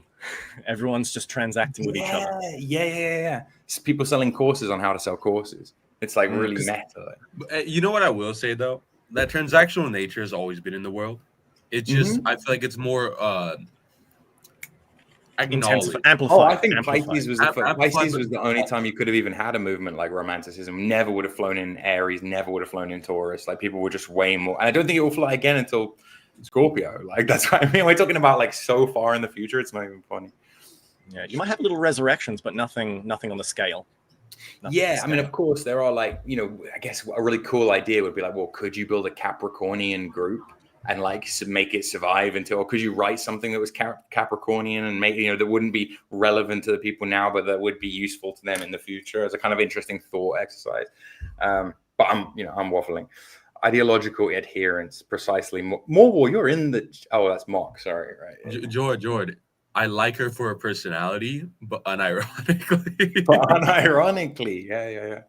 But unironically. Well, now that we've gotten the Gemini and Aquarius hot air out of the way, I'm going to nail as the Taurus in the chat. I'm going to nail you all down, and actually, I would like to, and actually, I'm also going to accuse you, Jord, of what you accuse everyone else of doing, which is sun sign reductionism. Oh no! Okay, and go. So, yeah. Yes. And so, what I would like to do is, I would like for us to go through. The thing is that when the Eon is in Aquarius, what it means is that for the entire age, Aquarius is in the first house, and so I think a much more insightful way of looking at the age is going through every house individually, in order to give people in the audience like a better picture of what it means to be in the age of Aquarius. We can certainly. And once we go through all the house placements, you will be worse than black-pilled. You'll be black-cubed about the age of Aquarius. Okay, hold on. The chutted Earth sign. The chutted Earth sign has entered the chat, and he's going to tell you why it's so over. But you might not be wrong. So let me just hold. My touch, my sensuality. Okay, wait. Let me do it. Let's actually. I sent you. I sent you a DM with like a. Really? Yes. Okay, let me see. And now, can you just explain again? Because like most of the people who are in the Black Library are going to completely understand what you mean when you say rising sign. But just for the purposes of like maybe people who have come wandering in from the ether and they don't know what you mean, you're saying basically that Aquarius is the presenting sign of the Aeon, but that there'll be like an MC and an IC too, or what? What's the? Well, no. Basically, what I'm saying is that you have a procession of the houses. Mm-hmm. Right, so essentially, that if Aquarius is on the ascendant, it means it's on the first house, right? And so then that means that Pisces will be in the second. That means that Aries will be in the third, right? And so it shifts through the entire. I would love your interpretations of the. Okay, hold on. So you sent it to me where on Telegram? Yes.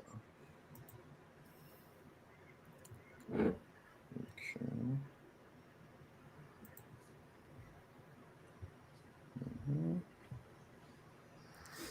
All right, let me pull up a screen so I can search you up. Guys, feel free to talk while I'm doing this. By the way, I cannot multitask. I don't know. I just kind of like making people like awkwardly watch you. Like it's kind of funny. No, me too. Actually, I've really learned to embrace the silence recently. We can meditate. Going back to the Age of Horus, though, the Age of Horus thing, the solar child, because that's interesting. Because that was what I was thinking of when I was thinking of the Leo principle in the Age of Aquarius. Because Horus being the child is then that solar child that is born again each new day. Which is interesting because that's a very Leo mystery. Because I have this concept of the opposite sign on the wheel in whatever age becomes the most occulted mystery. So, like, I don't know, in the Age of Pisces, what's the opposite of Pisces? Fuck, actually. What's it, Virgo. And so it's like you have the domineering, tyrannical Christianity, Judaism. They're all patriarchal, whereas the feminine goes underground kind of thing. Absolutely. It's like, what's before that? It's Libra. Sorry, it's Aries, which is Libra. So it's like what would the mysteries of Libra be? There's some kind of balance, harmony, some kind of balance. Yeah, exactly. So that's the opposite. That's the occult. So if you want to do the mysteries, you then need to have some kind of harmony, have that incarnated. Whereas Aries, everyone outside Leo is mysteries in Aquarius, right? It's Leo. Yeah, I love it. Well, it's kind of so like the child thing though, as I explained earlier, it's like it's not knowing any better. Like it's literally the archetype of the child. I don't know any better. I'm gonna psychologically explore. I'm gonna mentally explore. Which will mean shit tons of breakthroughs in terms of science, medicine, etc. Yes. Well, that's going to be where the occult and mystery lies. I don't know any better. I don't know that this is how things are done. And there should be a veneration of that, right? Like it's kind of that shifting nature. Like I find it weird because there's this thing where people will dissolve something to get to this next new thing. Yeah. But then when they get to the next new thing, they're like, this is it. And they convince themselves that there's nothing Yeah. beyond that. So there's this Mhm. dissolving, and then the next new thing, it's like, no. And everyone just gets like, they crystallize immediately again. It's like this interplay between Saturn and Uranus, the rebellion and then the tyranny, just continuously. That's going to be such a hallmark of the coming. You can just tell that's going to be such a fucking hallmark of the coming age. Dio, what are we looking at here? Right. So, like, where do I? So, should we? Do you think we should start with the first house and go in order, or should we start with the 12th and go the other way around? 100%.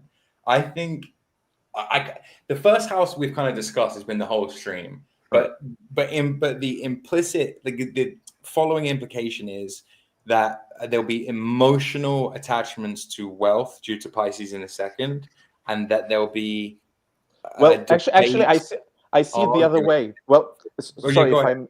Yeah. So the first house, the way I interpret the Aquarius in the first house is that because Aquarius is stable, fixed air, right? You have no new ideas, you have no creativity vis-a-vis the self, just a constant re-examination. So black-pilled about Aquarius. Right? By the way, I'm looking at these houses. Wait. It's an incredibly creative. No, it's not creative, sign. Jordan. It's analytical. Okay, but the product of the analytics and the logic is that things get invented.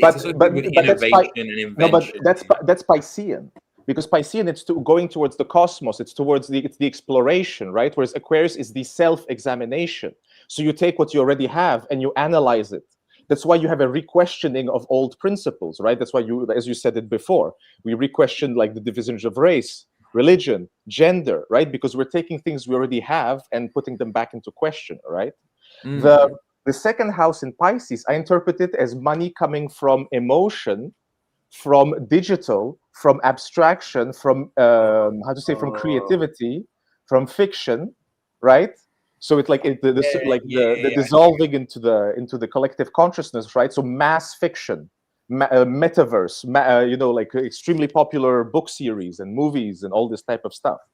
Then in the third house, right, Aries. So like like social warfare, right? Debate and communication. Exactly. Yeah. Like people having like strict ideological groups. Mm-hmm. Then the fourth house, which is like family, home, but also education, right? Taurus.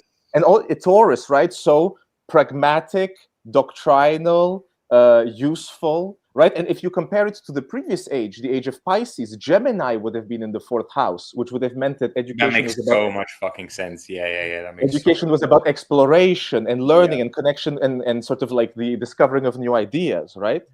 Then you keep going. What do you think the rest means, right? Like. So it would be Gemini in pleasure, which would suggest the gayness that's coming around in this eon. I'm just going to be honest with you, like. Gemini in the house of sex and creativity and play would suggest. I mean, it suggests many other things too, but it definitely suggests like a duplicity and a multiplicity to those things. So that might be one side effect of it. Cancer in the sixth. That's interesting. Like a maternal approach to work, and service, which is what the sixth really represents. So actually, I would look at that like. The rise of the HR department, the rise of the like corporate mom who like looks after everyone. Yeah, Jordan, it's simping. One more time.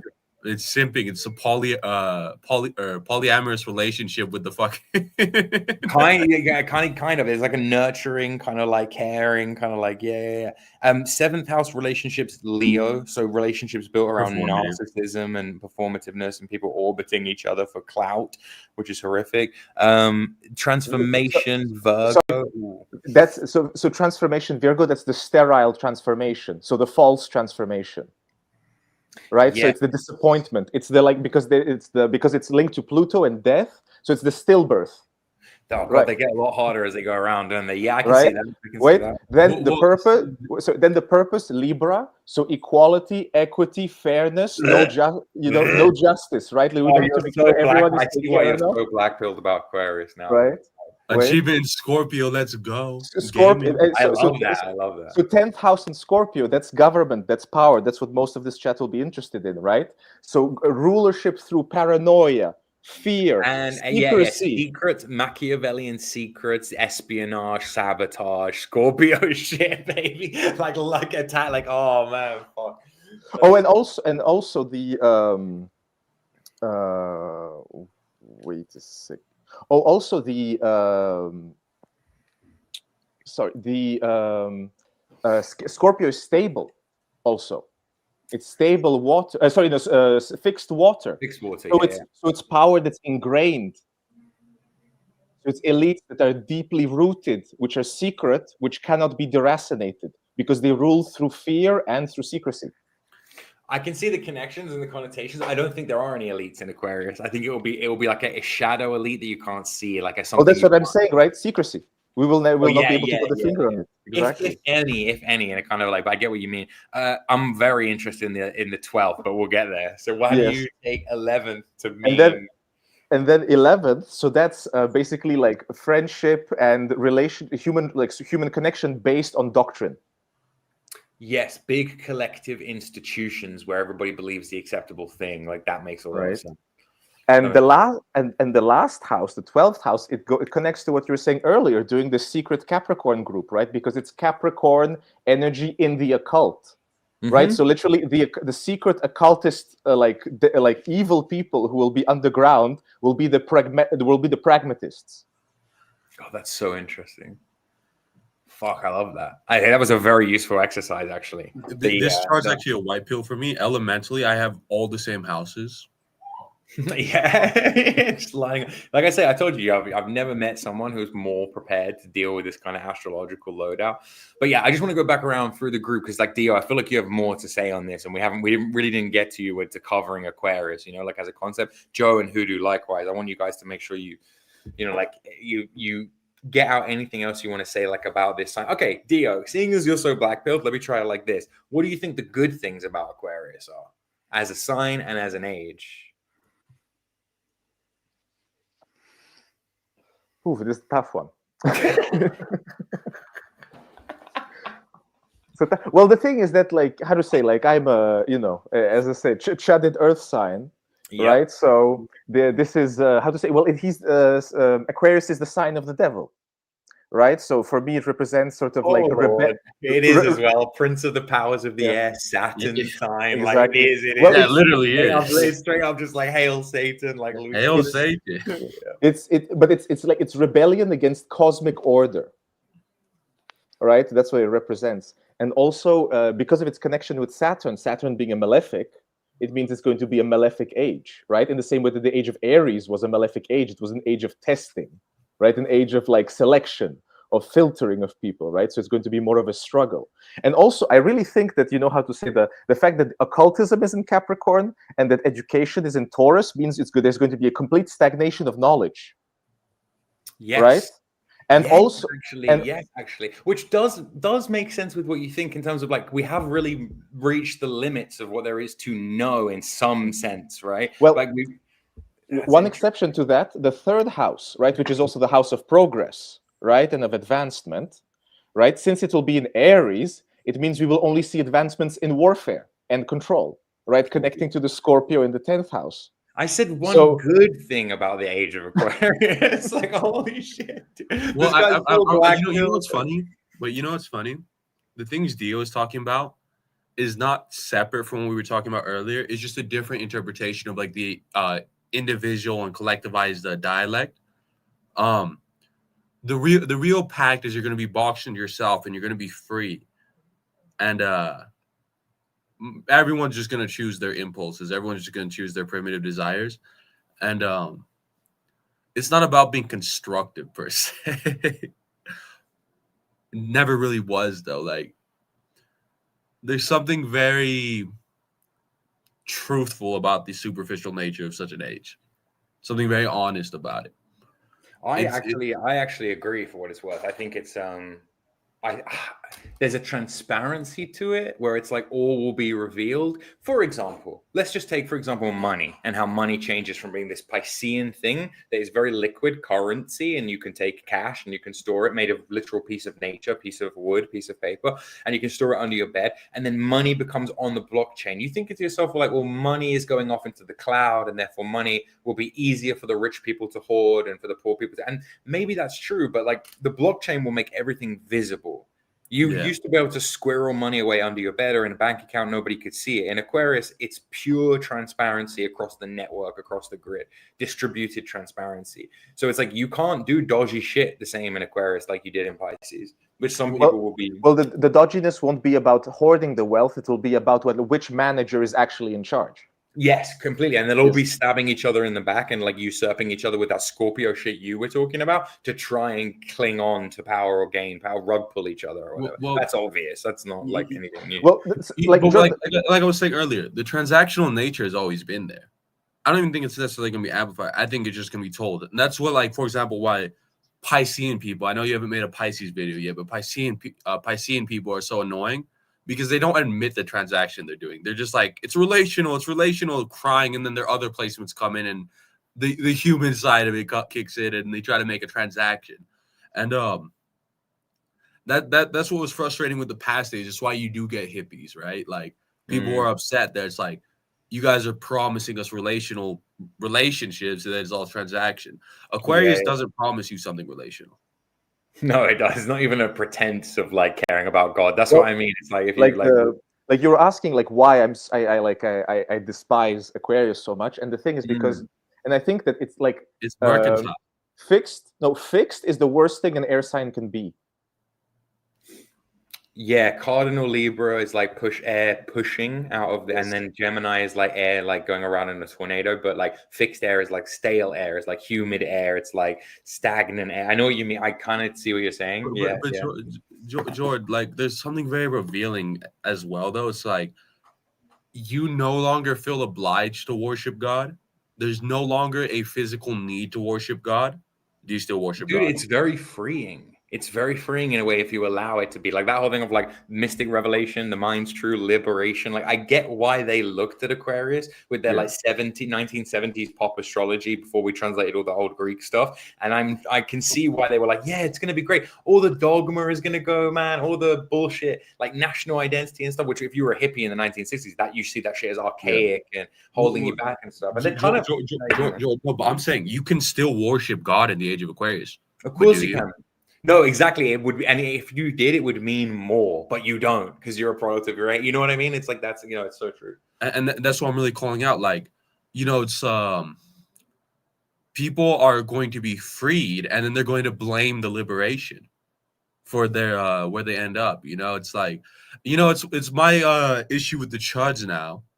You're all a bunch of porn addicts, not because of some Mossad psyop, because you can't control your impulses, and it's the truth about you. Is what it is. I actually echo your sentiments when it comes to the chuds, TBH. It's hard for people to swallow. Like, I think it's a huge black pill in general that like most people's politics come downstream of their sexuality or their, like you say, pornography addictions or whatever. That how much of the world is psychosexual. And again, to tie it back, like this is something that will be very obvious to us in Aquarius. It wasn't obvious in Pisces. We dressed it all up. We pretended like we had these bigger ideals because we did, but we don't anymore. So I say, Well, George, there's just something so beautiful to me, though, right? When you don't need to worship God, when material is provided for, when there's no longer a social pressure, do you still worship God? Right. Yeah. And that's what I meant when I said before, you see like Islam, right? Say Muslims in the West, that Islam has become performative and ideological and a skin suit identity that they wear so they know what ideological group they belong in. It's not about like actually believing in Allah. And it's just about being part of it. And that's kind of it's a tendency that we're going to be seeing more and more of. And I think if you can create an ideology or build a group around an ideology, you could go really fucking far in Aquarius. But most people can't. Like most people also can't don't operate in that realm of, like Dio says, fixed air. Like most people are much more comfortable with the tangible earth, or even like fire or emotions in water. Man, air is like not for everybody. But what I ask to religious people is, isn't that a nakedness what Christ tells you to be? That honesty, that transparency. Yeah, you're getting closer to the truth, getting but closer to the source. Christ says that he's only with us until the end of the age, and then we have to look for the man carrying water, right? So it's symbolic. It's like, I don't know how far even being Christ-like will help you in the Aquarian age. Well, no, but I'm making a point towards no, of course, yeah, I get what you're saying. Sorry, go ahead. You two should argue, Dio and Noam. You should argue. Well, actually, and sorry, if you could bring the picture back up again, because what I want to look next is in terms of recommendations, right? I want to look at basically the elemental trines, in which houses they are, and basically we can give recommendations for each element as to how to behave. Because, for example, I was just looking at the sort of Earth trine, right, which is Virgo, Taurus, and Capricorn. So secret, transformation, and knowledge, education, care of clean your room energy, right? So all the Earth signs have to go underground and educate themselves and build their secret societies. Yep. Right? Then we look at water. So they have to make money by being OnlyFans, how to say, VTubers, right? And secretly controlling the government through sexual blackmail in Scorpio, right? That's kind of where the water people should head out. Then you look at the air people. How I interpret the water trine is the selling of emotion, feeling something. There you go. You're selling the ability to feel something. Your wealth is in Pisces, your health is in Cancer, and the achievement is in Scorpio. You're selling the ability to feel something. Congratulations. Then you have the air trine, which is the self, pleasure, and purpose. Ooh, that's interesting. Okay, so how would you guys interpret that? You know what that makes me think of? When you said selling emotions for the water one, that made me think of Brave New World and Aldous Huxley and the idea that they have the feelies department where his whole job is to make people feel stuff for money. And I think in a similar way, that's very Brave New World. Self, pleasure, and then this Libran group relational purpose. Bro, it's going to be like some sex cult shit where you have to fuck to be part of the community or something. I'm telling you, it's going to be weird, social brownie points based on how promiscuous you are or some weird shit. That's what how fun you are. Yes, how relational you are, and that's kind of already weirdly happening, right? How social media, follow account became some currency at some point. To normal people, normies operate in a world of he has more followers than you. You know what I mean? It's a weird kind of, that's very air relational. Myself and my pleasure is relating to the group. My purpose is found in the group in Libra. I think the easiest way to put it is it's just an ungrounded time. The point isn't in the material.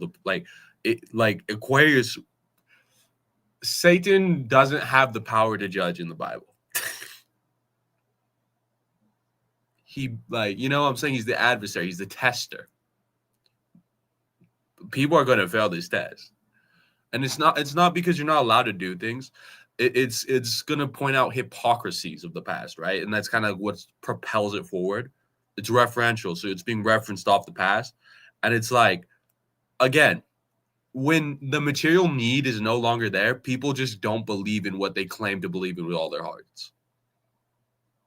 I think a good example of this is COVID, right? COVID was very much a big Aquarian shit test. It was are you going to be an individual and do your own thing and do something Leo, or are you going to go with the group when we all do the same thing at the same time with Aquarius? And it's if you can stomach it, you're fine. But if you're caught up in those tides, I don't know.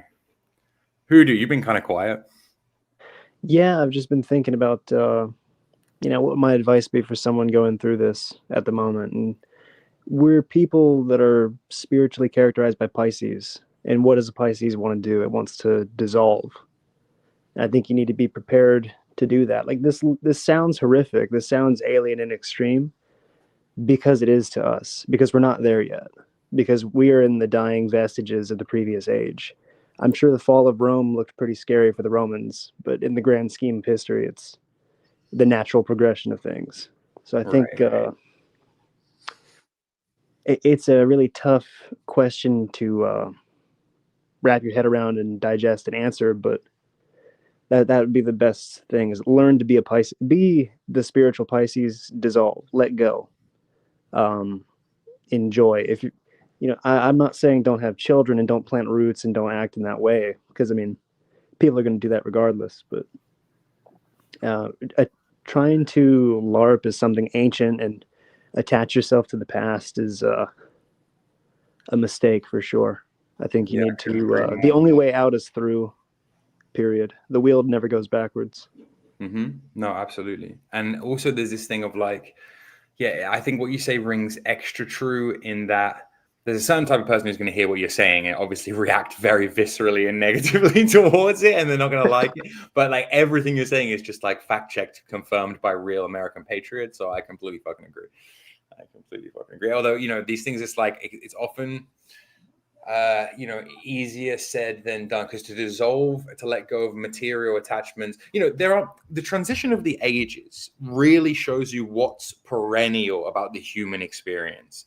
The mother-son, father-son relationship is perennial of the human experience. Doesn't matter if it's under Aquarius or whether it's under Aries. It's different, sure, but there's something perennial about that just like lit. And so actually, in a weird way, it forces you to take stock of like what is actually transcendent, what is actually perennial, what is actually going to last through the next eon, what really matters. It kind of forces you to prioritize and to work out what you like Noam says, what do you really believe? What do you really care about? And I think there's something liberating in that, weirdly. It's very liberating. Like, again, like, what do you believe about? Like, when it's no longer about survival, what is your belief? I think it's really important to understand that going from water to air, the man pouring out the cup, you are the water in the cup, and you have one of two choices. It's be thrown out or evaporate, dissolve. Hey, I want to make a point real quick. Like the stream. Everyone watching, like the stream. You have a karmic debt to like the stream. We're entering Saturnian That's so real and true. Is there anything else that like More, you yourself, Noam, or Joe, you guys want to contribute? I feel like I've done a decent enough job of covering what it is, that it's happening. I can't, of course, I like got spiritual things. I got a little thing I just want to ask about, which is just, I'm still curious about how this relates to the planet Saturn, because obviously in occult circles, in right-wing circles even, there's just a lot is said about the planet Saturn. A lot of hoo-ha is made about the planet Saturn. And I feel like some of it is kind of crude and rudimentary, but it's such an obvious thing. And when I think about Saturn, I think about restrictions, right? And I think I feel like I know less about this than you guys do, but like Saturn is the restrictive planet. And when I think about Saturn, I think about like Judaism is such a obviously Saturnine religion more than any other one. So do you think that has a presence in the Age of Aquarius? I have something beautiful to say about this, actually. Yeah, please, no, go ahead and I'll follow. So Saturn is really time. Time is the restriction, right? But it's a self-fulfilling prophecy. Right. So time is referential based on the self. The black cube is the self. It is. It is the cell. It is the self. And you can't destroy it. You can only transmute it. Yes. You can't escape self. You're referencing time based on self. You're not doing anything in reality. You're just observing reality. So if Saturn is limits and restrictions and boundaries, and time is the biggest fucking boundary on all of our experiences and all of our playthroughs, and if the last aeon was ruled by Jupiter and the aeon prior to that was ruled by Mars and the aeon prior to that was ruled by Venus, as you can see from the map on the screen now, the next 2 aeons, astrologically speaking, will be ruled by Saturn. Like I say, I think the Jews will do quite well into the start of the Age of Aquarius, but all of the religious and ethnic Judaism will become a ideology in the purely intellectual sense. Like Jews will be something people opt into and out of. It won't be this thing where you can like, oh, they don't try and proselytize and commute. And if religions do survive, they'll survive in a very Aquarian way. I think the Jewish people are favored by Saturn. I think that's why in a Jupiterian age they were perpetually exiled, and in a martial age they were perpetually exiled. And now they have a homeland for the first time. Now they have a fucking homeland for the first time in like. George, you got to clarify. You got to clarify with the Jew thing. What kind of Jews? Yes. Okay. Actually, that's kind of important, right? That's kind of important. Like the secular Jews who don't mind being transsexual, they'll do great. Yes. Yeah. Precisely. Because the Orthodox Jews who want to hold on to their, that's precisely correct. But that's the whole point, right, of the transition. Like in the religions, you can even see it today that religions are becoming secularized. They're becoming preoccupied with the human condition, with justice in society. It's the inward humanist, where instead of the cosmic, upward, like Piscean dissolving. Because the thing is, because Pisces is death, right? Because it's the end of the zodiac, and so it's all about like complete annihilation before the cosmos. It's about like being completely destroyed. And that's why you spoke about the art being about being submerged, being overwhelmed, right, by the art. Whereas Aquarius is about turning this sort of energy inwards towards mankind and the worship of mankind. And so the thing is that like the religions might even stay, but like the principles within them will completely shift, right? Christianity, Islam, Judaism will become about man, will become about like how do we regiment society, how do we organize society as a religion, instead of like the mystical aspect will essentially die and will be replaced by a like socio-political aspect. No, I think you're right. And just in the same way that, like, slavery didn't really die in Pisces. It just like killing it symbolically was a very Piscean thing. And then we had debt and people had to go to war. You know what I mean? How much of mysticism, though, is just like referential to like survivability, right? Like so many people get into magic, George. You probably had so many people come to you. How do I do money magic? How do I do money magic? 100%. When it's not about money, are you still a magician? That's such a, I couldn't fucking agree more. It really does test things, which by the way is what Saturn does. He tests things, and he's a great teacher. And you don't become there's a reason that so many Aquarian people are intellectual masters in their fields, or Capricorn people are like tangibly building things that have legacy to them. Wealth being a primary example. He's a great teacher. He tests things, and he tests their structure and their longevity and their ability to withstand great periods of time. Yeah. Satan is coming to test your Piscean beliefs. And guess what? A lot of them aren't true. No, a lot of them were copes to get you through the last aeon, and that's kind of, it's like what is left when all the fake bullshit. When the lefties say, "Oh, it's a social construct. This is a social construct. That is a social construct." Basically, everything is a fucking social construct when you unpick it. But you know what isn't? Time isn't. Time's gonna keep ticking away whether you fucking like it or not. He was Joe again. He just left and came back. Amazing. What it really is just like that reactionary nature. Like it's everyone is just being reactive. What happens when you're allowed to be active, though? When you're allowed to decide? Interesting. What happens? Well, that's the lion, though, because I'm pure fascinated by the lion, because the Leo will be, as you say, the mystical opposite to Aquarius, and the image of a lion is just a very fascinating symbol. He's the sun, right? Also, you were talking about like sexuality, but a lion is like a symbol that has something to do with sexuality. You can associate it with Dionysus. It's a kind of sexual, it's like a phallic kind of symbol in a way. Masculine, solar, virile, yeah. Well, Leo, the symbol for Leo is a sperm cell. Yep. Yeah. And I'm thinking of the age of Leo. I'm thinking of the Sphinx. I'm thinking of before some emperor or some pharaoh had his face carved over the top of it and put on it, when it was literally just a giant statue of a lion that lined up exactly with where the sun would be on the March 1st, on the spring equinox, in the sign of Leo.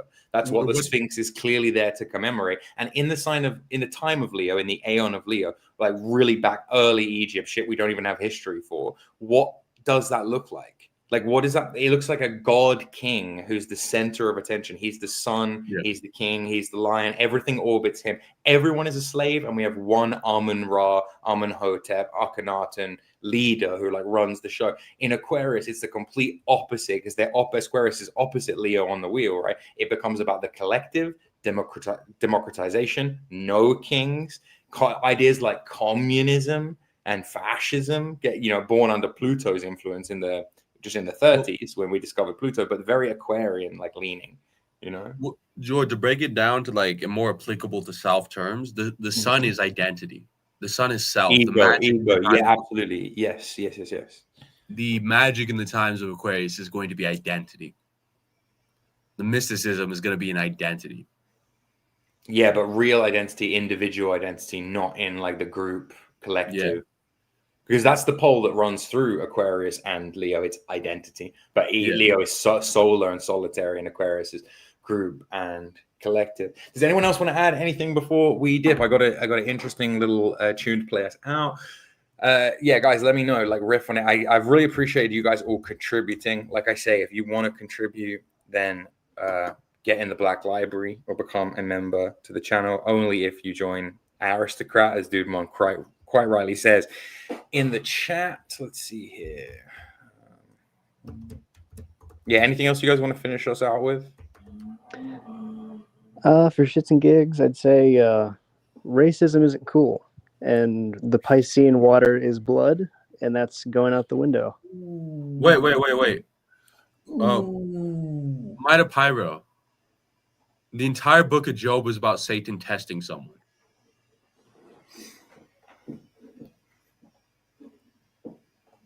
They're not ready for these. I just want to player hate a little bit on someone's dumbass point in the chat. No, it's cool, man. I think again, this is a truth nuke. There will be a tendency to shoot the messenger. There will be a tendency to be like, "Oh, so you think this now, or you think that now?" No. He like, said Satan doesn't test. The book of Job is literally Satan testing Job. That's insane. That's an absolutely insane thing. Satan doesn't test. Satan means the adversary, the challenger, the tester. Like that's literally what Satan means. Like, you know what? Whatever, guys. Hail Satan! Obviously, it's a pleasure. I'm so glad you all came. Don't say hell, Satan. Don't say that. Oh, amazing. Lots of love, guys, and God bless. Final take. Fucking mental.